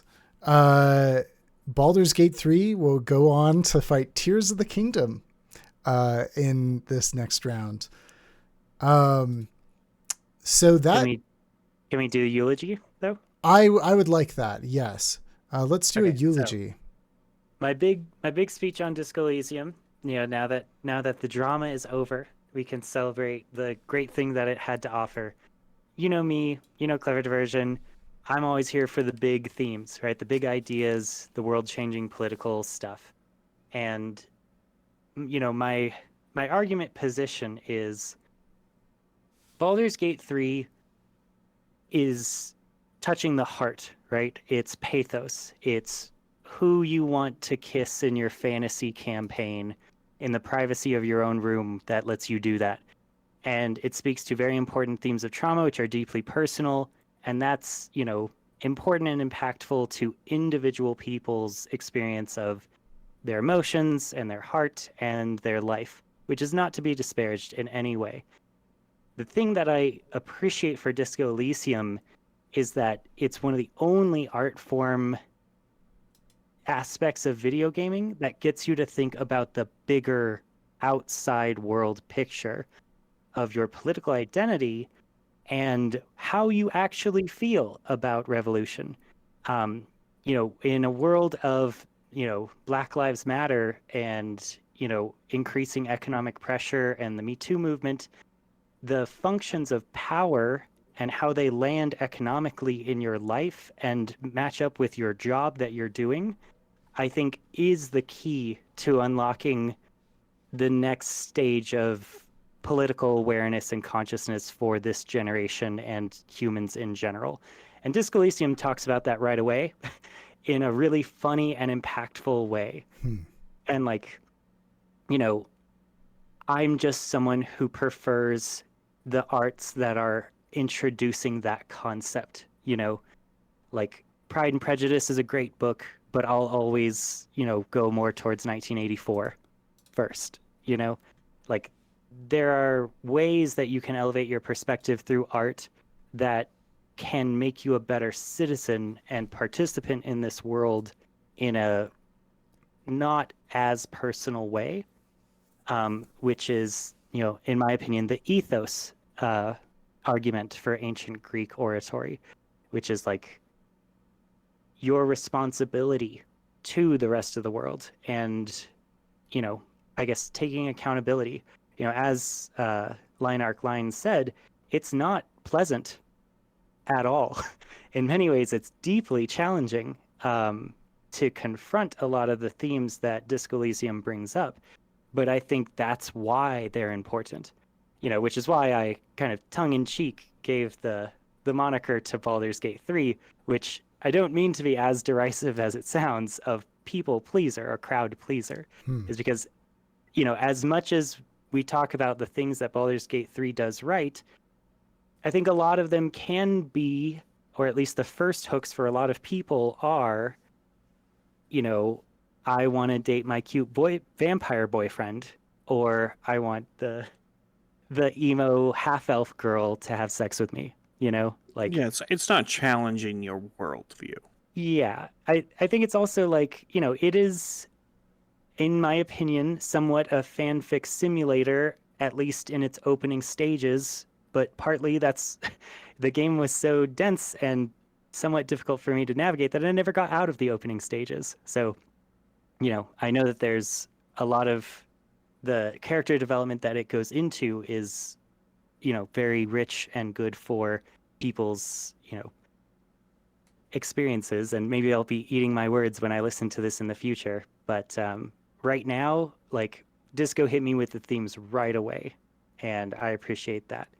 And I just find Baldur's Gate 3's themes to be no less important, but somewhat more personal. I would like to sum up this category with all caps are bastards except for Kitsuragi, Yeah, he's our good golden boy. our good golden boy. Wonderful. Well, that brings us to the next round. Did we have anything planned for the semifinals? I think so.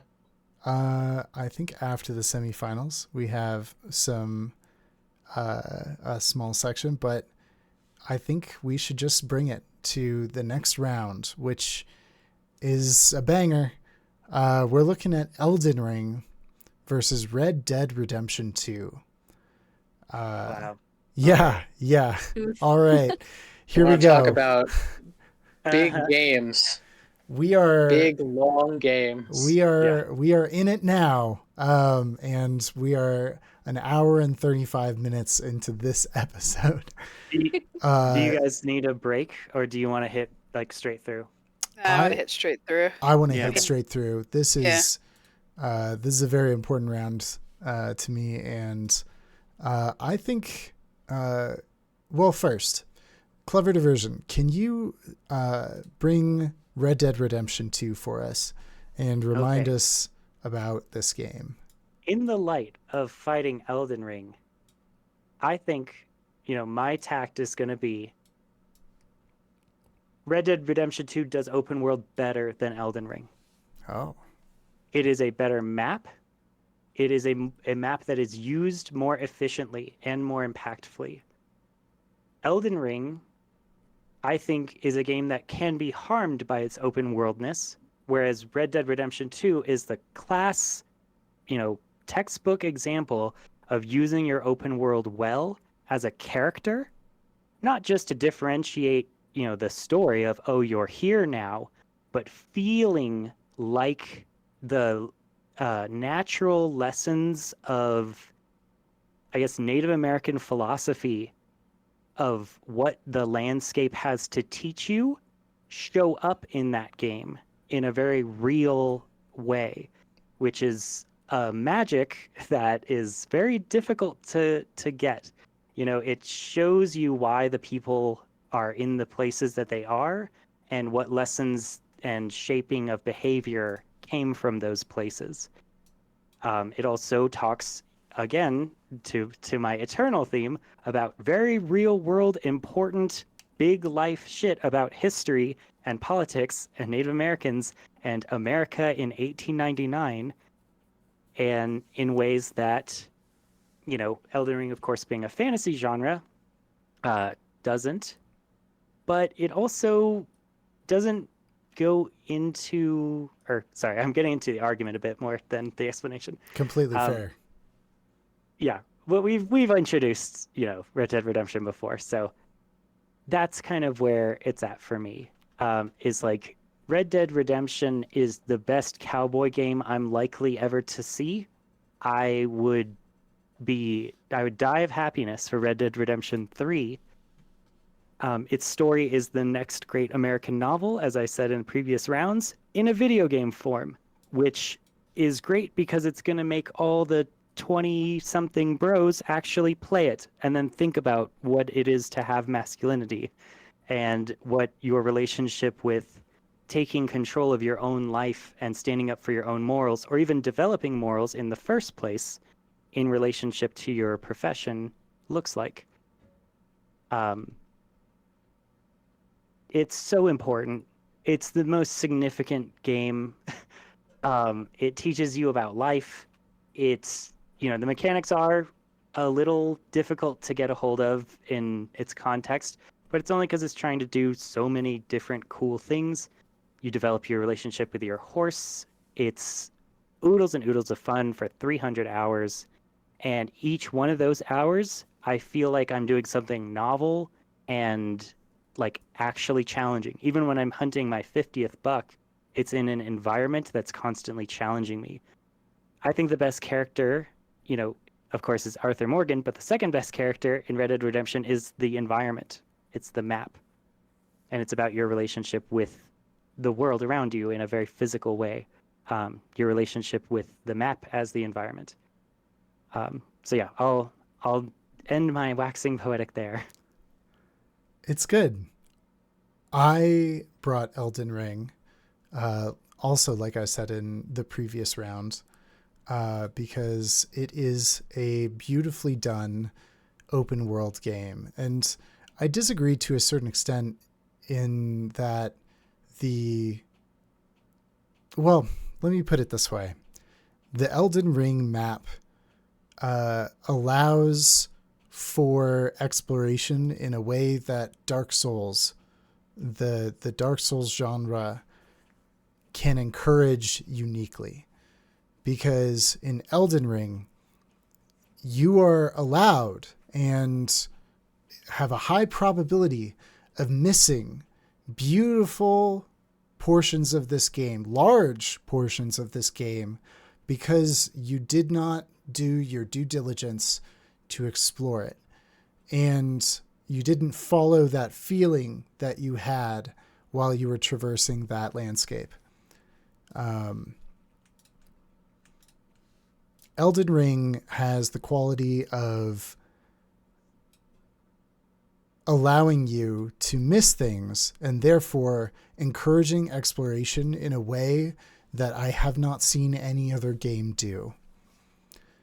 Elden Ring is the most recent installment in From Software's Dark Souls type franchise, and was a renowned hit for its expansive map, deep gameplay, and alluring writing and lore that is never clearly stated. I think one of the things said last time was that the lore is still being talked about and the story is continuously examined today, even a year after it came out, in meaningful ways. There's still discoveries being made.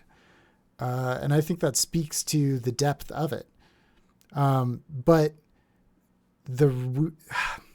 I'll also skip to my argument. The reason why I think it should win this round is because the map of Elden Ring is so beautiful and so impactful that you can't help but be immersively fascinated by it. And I'll give it, they're both beautiful, beautiful maps. Mm-hmm. Beautiful in different ways. I think. Do you think that should be the round title, or just like Big World? Big World. Big Lorg. Big Lorg World.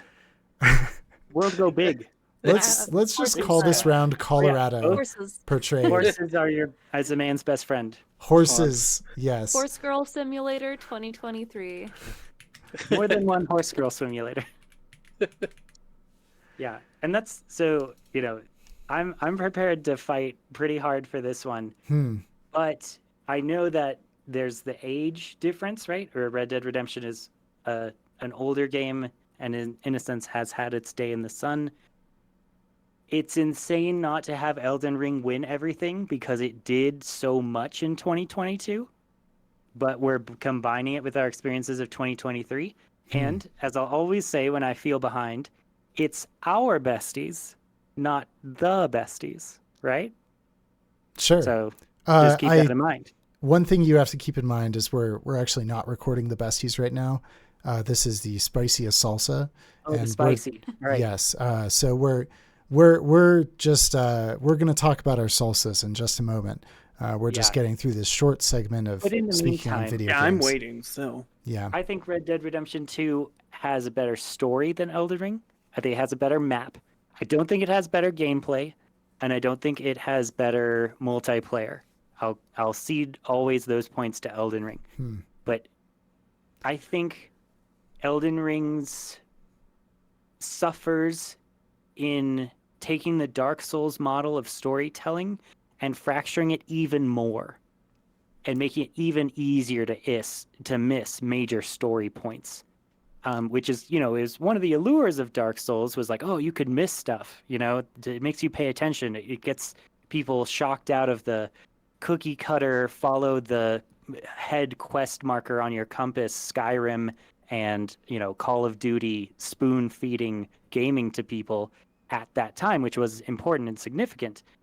But I think Elden Ring takes it a step too far in the sense that it's so easy to have horrible things happen to people that you care about in that game and just miss every part of major quest lines. It's not even that, in the Dark Souls or Dark Souls 3, you could, not get curious and not go through a secret door that leads you to that thing. And it's there, it's a little telegraphed, but you're also more on rails. It's a series of hallways in a sharper way than Elden Ring is. Mm-hmm. In Elden Ring, I could be searching desperately for someone for 3 hours, and they're just by a part of the lake that I didn't go to because the lake is huge, and I didn't give her enough grapes. I was gonna say 3 hours. You mean entire gameplays? Yeah, 20 hours. I want least. to hear So other I'll people speak on this. Yeah, let me speak to the story aspect of the two of them, because yes, absolutely, the story that Red Dead Redemption 2 tells you, the player, is going to be better than the one Elden Ring tells you. But the story you tell Elden Ring when you play it is going to be much more of the story experience, that Yes, the plot, eloquently the put. arc experience that you're going to get than it is for Red Dead Redemption 2. Like you said, it's the great American novel in video game form. Novels Exactly. famously don't really let you interact with them all that much. Not to say it doesn't have interactions, of course. I've seen things change and I've seen players play it, but you pretty much play the one game and you're good. Elden Ring, that's a lot of different stories in there. Yeah, and I completely agree that like the Ludo narrative is, asking me to argue against this year's Dark Souls is a very cruel thing. I mean, but yet it is the position that fate has given me, and I endeavor to do my best. I'll throw it. What is the story? Sure, for Red Dead Redemption 2. No, what in Elden Ring? Oh, what yeah. are you doing? At the That's end a of great the point. game, at the end of the game, what have you done? Wow, that's what a good way of saying how good the story is. I know, right? That's exactly. No. Like, explain it. I took like two butterfly sword and I hit guy. Right. I mean, like, don't get me wrong, gameplay incredible, but I mean, there is a certain level of, Clever said the second best character was the environment, very poetic, great. My second best character is Micah. Oh, Oh, fuck yeah. Micah. Fuck Micah. Fucking hate that. And What a Carbon, compelling villain, though. and Carbon, that's why Micah is the second best. I don't know. Dutch is getting up there. We're not done with. Me and Clever are kind of playing, or Clever's playing through it right now, and I was watching him play, and we're not done yet. But Dutch is getting up there too. Yeah, I mean, they're but, all like- so beautifully subtly written. Like, and that's if this makes it to Baldur's Gate, I'm gonna bring that up too. Yeah. Like, it's when you talk about good writing, we have to really be critical and examine what we actually mean by good writing. Like, I know I'm done with my Disco Elysium thing, but like Disco Elysium's interest curve on the writing, line by line, challenge by challenge, I think is at a higher mastery level. I think that it also benefits from the fact that it's a much more, you were saying earlier about like how, or Sunless was saying earlier about how, you can do all these different things in Elden Ring. And I'm like, yeah, but like there's something to be said about doing one thing really, really well, and that's what Red Dead does really well. And that's why, if you wanted to try and make that comparison with Baldur's Gate is always going to struggle because they're trying to do, a dozen individual plots and balancing it somehow for every possible way of playing. And, of course, the story and overall through line is going to suffer for it.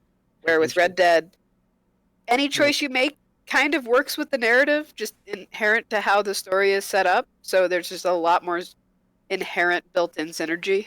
In Baldur's Gate 3, you have to introduce hundreds of characters, each with 65 different branching storylines just for that act. So let me introduce another witch, another hag, another peddler, another traveler.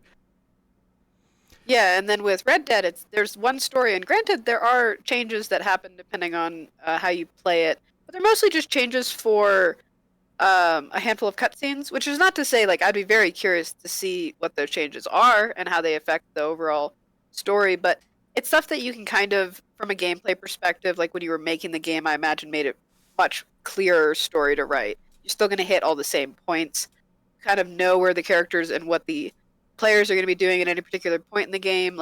It's probably what I imagine to be a lot easier of a game to make, just in the sense of that sense. I know that Red Dead was a bit of a nightmare to make, but just in the sense of comparing that to something like Baldur's Gate, where it's God only knows what the people playing it are going to try next. I think excluding the story, because I do agree, Red Dead Redemption 2 has a better story. It actually tells it to you, for one thing, but also the acting is, it's acted by humans instead of, high school drama actors. Aw. I you look at, some of the lines, they're so excited to give, I brought up so many versions of gravitas, a slow, heavy read on every single line has to have a heavy read, like you said, and it's all cryptic. I warn against stories and writing that try to disguise themselves behind the prose and make you feel if I understood more, if I were smarter, then I would understand what was going on here. No. Good writing brings you to understanding, not makes you feel guilty for not understanding. And that is something where all Dark Souls fails, and it's something I've criticized in the past. And Dark Souls has this overarching feeling of something unknowable, something bigger than you, something that you couldn't possibly understand. But Red Dead Redemption, that gets you to understand what's going on in a genuine way, and through your understanding brings that enjoyment, and that is something to be celebrated. Real quick, please. So I 100% agree with you on that point. It's Red Dead Redemption brings you to an understanding of some of the largest and most unknowable political and historical themes that humans have available to us, especially as Americans. It is genuinely very difficult to come to full understandings of the themes for our past that are being brought up in Red Dead Redemption 2. And by bringing that clarity and that enlightenment, it is a beautiful example of the mastery of the communication potential of art. Yeah, but it's also a slog to shoot a bear. Well, if you use the wrong gun, it's a slog to pretend to shoot it. It's a slog to push the button that used to be to shoot a bear and shoot your horse instead in the face. That's where the glaring failing of Red Dead Redemption 2 lies. Too much. Yeah. So many times I'll be trying to do something else, like buy an apple, and I will take out my shotgun and execute everyone in the shop. Speaking of the bear, I think it's a good analogy, because fighting a bear in Red Dead Redemption 2 it's fine. Fighting a bear in Elden Ring is a story that you want to tell your friends about. Yeah. I value the gameplay and the fighting for Elden Ring, which when it comes down to it, we're talking about video games here.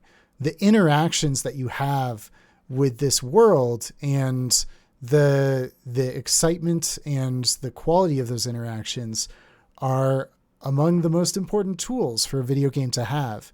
And the Dark Souls style of combat and exploration and these forms of interaction are so fun and beg you to continue exploring and playing. And I didn't get that as much from Red Dead Redemption 2. I could see the beautiful amount of detail they put into the interactions that they had, but when it came down to it, it didn't draw me in to wanting to do that interaction more, quite as much as Elden Ring did. I'll give a point about the map thing, which is that Red Dead Redemption 2 has a third of its map locked off behind several major aspects of the main story that I have not gotten to in 250 hours. I, as a gamer, am scared and reticent to progress the story of this game in such a halting manner that took me out of the immersion and feeling of the game, because I knew that something bad was going to happen from the foretelling, the shadowing of the story itself, which speaks to the power of the story, but also the crisis of gamers, where we know we're playing a game and we want to play it the way we want to play it. You know, we want to be good gamers and get our experience that we like. And the story in many ways is about, or previous storytelling methods and methodologies and techniques have been about, you know, that sense of going over the roller coaster into the third act crisis, right? Where you can't stop Othello from doing what you know Othello's going to be doing the entire play. You know what I mean? Like, it's a thing in the Ludo narrative where the medium of gaming doesn't serve the felt experience of the game, and I have nobody to blame but myself. But I am only a human gamer. I am but a man. I think Rather Sunless mentioned this about a year ago when we started down the Red Dead Redemption track, in that the Red Dead Redemption 2 has a large focus on immersion and making you feel like you are doing the tasks that you are doing in the game. But it's important to realize that the slowness of the tasks that occur in these video games has the danger of taking the player out of that immersion and making things feel like a slog. And I think that this is a major problem that Red Dead Redemption has, because I think if it were even more in depth, I think if it were even more immersive, they'd be able to pull that off. And I think they're closer than any other game. However, the problem that I'm finding with Red Dead Redemption is that, like I mentioned last time, the hunting mechanic, to give an example, in the beginning, you track your prey. You wait until the opportune, chance to take your one shot to hit its lungs. But in reality, in the game, you never do that anymore. You ride your horse from horseback and shoot the squirrel 16 times. And, well, just once with the right ammunition, but then you miss and hit its tail, and then you ruin the pelts, and now you have to do that for another 30 minutes. Like, coming from Hunter Call of the Wild, I was really excited about the hunting mechanic, but I've lost full 5-day play session hours to get a panther. And normally in a game, you'd be like, wow, what a story. You're going to remember that forever. That was so cool. But in this game, I'm like, no, it was bullshit. And I had to reload my save 35 times to even get it to spawn. And then when I finally did jump on me, I ended up shooting my horse in the face, which is not what I wanted to do from the immersion of the game. So like, that's the crisis, right? And to the point that I was making earlier, I found an even better point to praise Elden Ring with, is those gamer emotions that we have as our little gamer goblin brains, in ways that Red Dead Redemption, it kind of harms us and pulls us back and kind of wastes our time to loot every single cigar box out of a cabin. Elden Ring harvests those same energies for great profit and great ludonarrative, where you want to go to all those distant castles, you want to find all the catacombs, you want to explore, and I think it uses being a gamer in a better, healthier way to push the game to a higher level.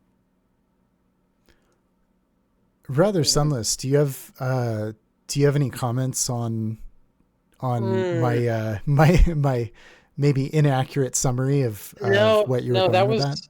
No, that was pretty much it. That was pretty much it exactly. The whole, that's the thing that made me not play Red Dead Redemption 2. Well, that was the first thing that made me not play Red Dead Redemption 2.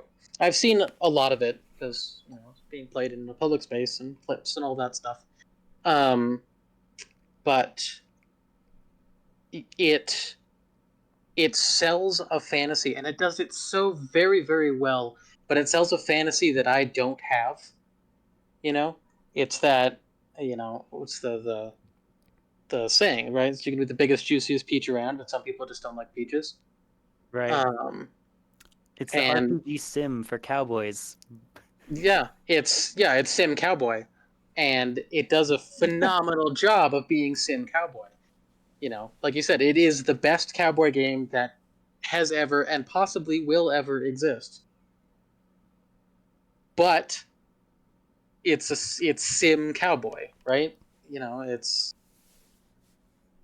And the sacrifices they make for immersion are sacrifices that I'm not particularly willing to make. Does that say negative things about me as a gamer and my level of patience for bullshit? Yeah, actually it kind of does. I'm a deeply impatient person when it comes to these things. And it and Disco Elysium kind of make me wish that there were more games that told very important things that weren't so miserable in so many ways. Like you could be I love misery. right, but import does not imply misery, right? True. And more importantly, the on-ramp doesn't have to be so in your face about it, right? Now, granted, we want to talk about miserable on-ramps, we can also talk about Elden Ring. I think the beginning of Red Dead Redemption isn't unfun, but it does have a dark overtone in the sense that you're escaping the law through a blizzard. We're watching it right now on stream, and it's some dark shit right away. No. What I mean, the starter is miserable. I mean, are you still in the snow section? Yeah. Yes. Oh no, I lost my save. That means I have to go back to the snow section. Oh, Spark made a whole joke about it, a whole episode about that specific example. Yeah. Yeah. On the subject of accessibility and people being able to sort of slog through the game, I've never played very much of Dark Souls series in general, and I've played beginning snippets of Dark Souls 3 and Bloodborne and Elden Ring, but that's just it. I've only been able to play the beginning snippets because once it gets hard, and I guess I just can't get good enough to stick with the game. And probably someday I will, but as of things are now, I did play Elden Ring for the 4.5 hours until I got tired of being eaten by rats. And I feel like there's a lot of people who with similar experiences to that too. Yeah. Yeah, it's true. I mean, I think a lot that has been brought up by several games journalists about Dark Souls, about the accessibility of an easy mode, just as a kind thing to do for the world, and what point does artistic integrity interface with people's ability to be like, hey man, I just want the art. I don't have a lot of time. Mm-hmm. Yeah. Well, and also the whole idea of an easy mode, to speak to this point, is it doesn't easy mode. So the artistic point of difficulty for Elden Ring is extremely important. and I don't think anyone will debate that. But difficult is personal, right? Difficulty is relevant to the person. So there needs to be some level of this is as hard as I can do. Let me play the game And at that everyone's level. different, and Yeah. they need to acknowledge that for like Yeah. equity reasons.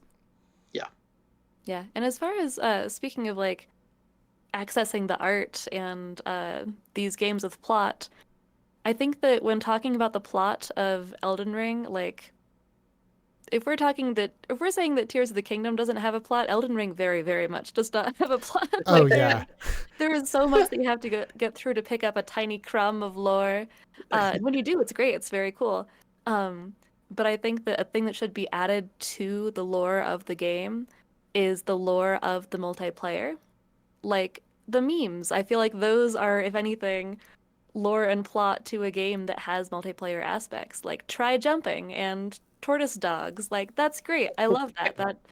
Those memes added so much soul to this game for me, and I enjoyed being just like around people who enjoyed those memes. Yep. Every animal is a Oh. dog in Elden Ring for To- those Behold, dog. listening in the future. To clarify, for people who haven't played Elden Ring, you as a player can lay down messages on the ground.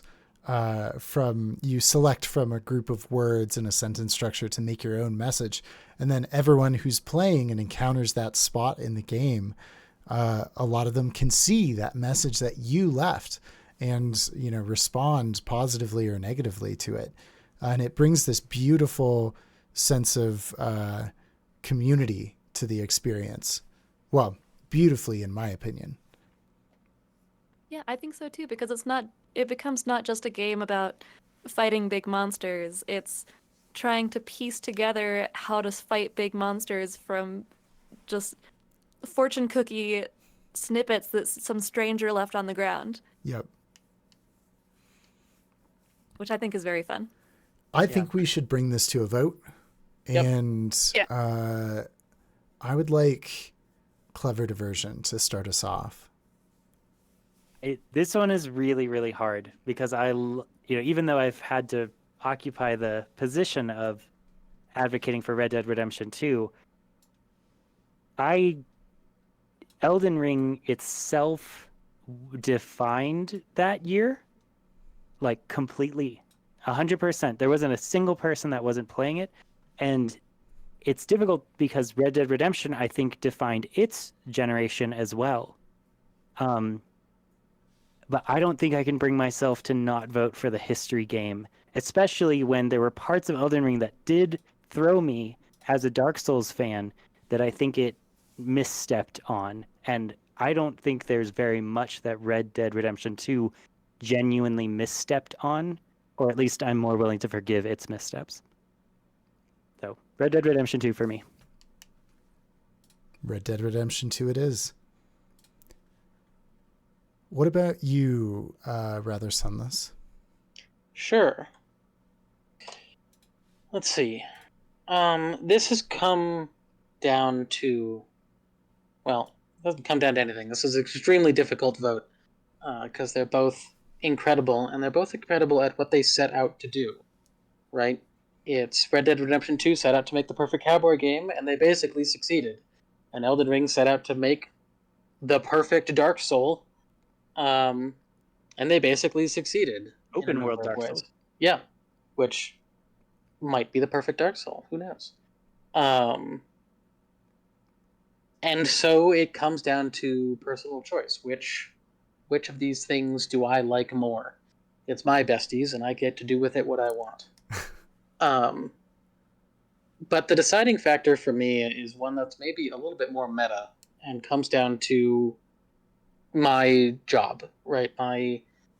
My gainful employment as a game developer myself, which is, while all games, especially large ones, are made with the expectation that some people work a little bit harder towards the end, Red Dead Redemption 2 was made with a famous defining level of overwork and stress put upon the developers that is completely and totally unnecessary, except to meet a marketing defined guideline, like release date guideline.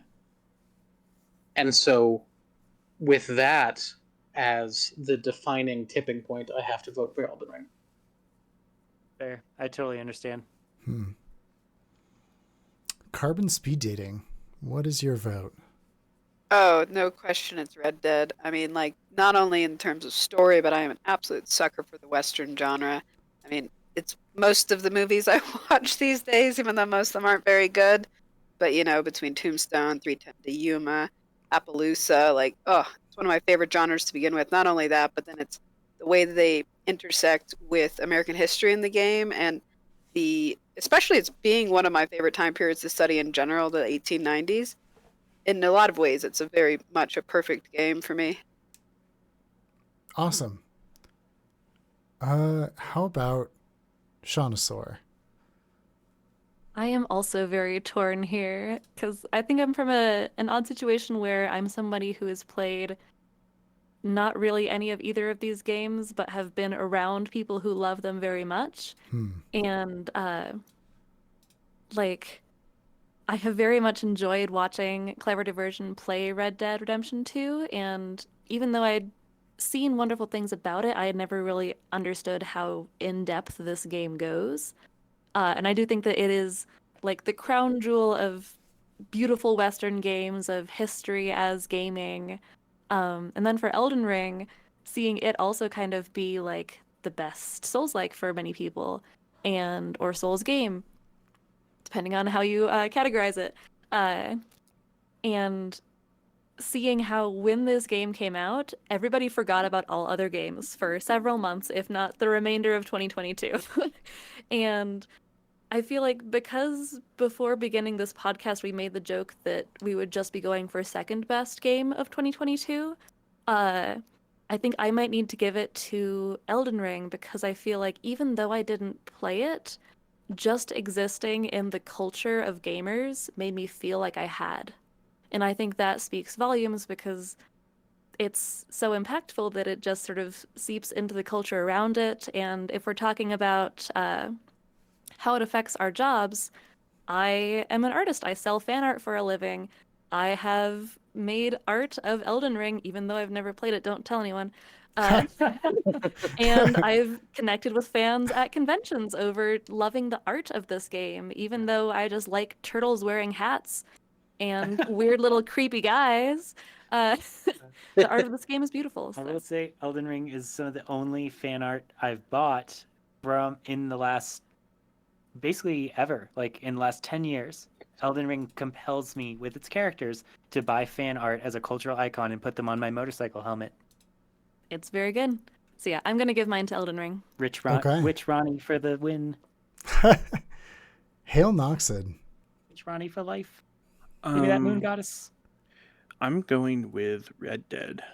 Really? I think Elden Really? Yes. I bounced off hard on Elden Ring. What? Really? I don't think I ever knew that about you. I don't find it a longly enjoyable game, a lengthily enjoyable game. That's what I'm trying to say. Yeah, I think it's a lot of really good stuff that's got nowhere to go. It has cool things around every corner. So does Red Dead Redemption. The thing I kept finding myself coming back to was like, why am I doing this? What is the point? I had no sense of direction from the being given to me from the game, other than my own curiosity, which I think is appealing early. But if the game is not giving me some sense of narrative feedback that the direction I'm going is good, I mean, I lost interest. I got to the Elden Throne, and I mean, I think I had to literally have Clever walk me through where to go next. Yeah. I remember that. because I only there's had to look no it up. direction. And plot wise, I thought getting to the Elden Throne was the end goal of the game. And so when it continued after I sat on the throne, I got to the where the throne was supposed to be and it didn't end. I was very confused, and finally when I did find what it was and I got to the next stage of the game, I don't know, I bounced off super hard. And you know, I guess in summary, I just felt like it had a lot of stuff that wasn't going anywhere. Whereas like Red Dead Redemption it just builds and builds and builds and has such a satisfying finish. I mean, it is a full course meal of a game, in my opinion, with a, tearful dessert at the end of it. It sounds like thy flame was extinguished. Right. You lost your motivation I mean, independently so- to be Elden Lord. Genuinely, me, Hale Noxid, am confused how there isn't criticism that they have now made the same game 4 times in a row. It's the same plot. You are a nameless undead that is going to decide the direction of the next era, whether you repeat the era or it goes off in a new direction. That's the story for all of them. Yeah. I mean, the third one is about that. That's the point of the third one is we can't keep doing this. This is what happens when you do this too much. There's a great YouTube video called Dark Souls 3 is about ending things, which talks about that directly. It's That makes it's it even always a funnier narrative that they about made a fourth. itself. Mm-hmm. Yeah, I mean, I think that's, to rather Sunless's point, I was kind of excited that maybe Elden Ring would just be totally, be new, be different. And then it's like, oh, the plot is Dark Souls 3. Okay. Yeah. It's a great game mechanically. Love to play it. I like the magic system. I like the combat. I love the experience of playing it. But I found myself, probably like 80 hours into it, wondering why I was playing it. And that never got answered through the game. It got answered outside in the meta of, stuff. But the game never gave me that. So I didn't want to give anything back to the game. Yeah. Depending on how the vote goes, I'll have some things to say about multiplayer in that space. Sure.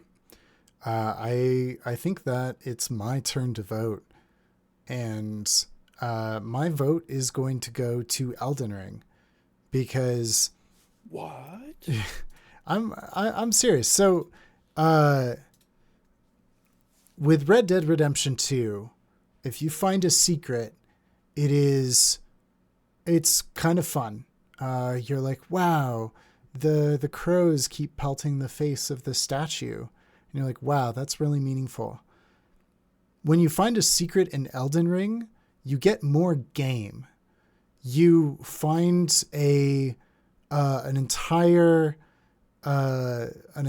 level full of dead merchants that upset the status quo, and you realize that if you hit the throne of this with a certain weapon, you get an experience that you are thrilled to find. The secrets in Elden Ring are more worth looking for, and that means a lot to me. It should be noted, I bounced off every other Dark Souls. I tried to play them. I tried to play Dark Souls 1. I tried to play Dark Souls 2. I knew at that point that I wasn't going to be that interested in Dark Souls 3. Elden Ring did to Dark Souls what Zelda Breath of the Wild did to the Zelda franchise. It redefined it and allowed players to approach it in a way that I find more attractive, which is that open world, that ability to recognize when something is not for you yet. And the ability to say, well, I have to find a way to survive in this world that I can approach right now. And that brought me places in this world that I found exciting and surprising. I was never quite surprised in Red Dead Redemption 2. The surprises were, that's a very beautiful, clouds at night scene. That's a very beautiful lake looked down from, a hill. That's a pretty funny thing that guy said. But it wasn't, anything too out of the ordinary. But in Elden Ring, the surprises of the places I went and the people I met were an order of magnitude more exciting to me. Yeah, I'll say Elden Ring made you like run upstairs to tell me when you found something. Yeah. Like it gave that level of excitement that like Inscription or Outer Wilds did, where that feeling of discovery was impactful and meaningful in a way that's like, I don't think people know this. And that's a great gift that games can give that, other medias might not have, because it feels like you did it. You discovered it. Yeah. And that's what video gaming brings. I say often that video gaming has the ability to tell stories differently than any other form of media. And any art is about using your canvas, the strengths of your specific canvas, to the art's benefit, to the story you want to tell. And for video games, one of the biggest paintbrushes you have is difficulty. And the ability to put you in the shoes of a character that is having a difficult time, not just watching a character solve their difficult problem, but actually solving it yourself, is a huge boon to video games in general. And that's one thing that I think Dark Souls does better than any other, is it portrays a story using its difficulty instead of just being a difficult game with a story alongside it. Yeah. So what's our votes at? We are a dead tie, and that's a huge problem because we have an even number of people on this call. And I think that we should reconvene after discussing what to do about this. Sure. Because it is getting late. It is getting late. I think this should be the last round. Do you want to do discussion and decision at the end, or do you want to go take a break and then come back with decisions? I think we got to leave on the cliffhanger. Yeah. Yeah. It's our first hung jury. It's true. We've never had this. I don't think so. Yeah. Maybe we'll discuss. I think Linark and Clever are going to have to play Super Smash. Yeah. Oh my God. We're And gonna see have who to. wins. I mean, it's going to be difficult because there are great points on both sides. I really appreciate your guys' work in this session for elevating the discussion. Mm-hmm.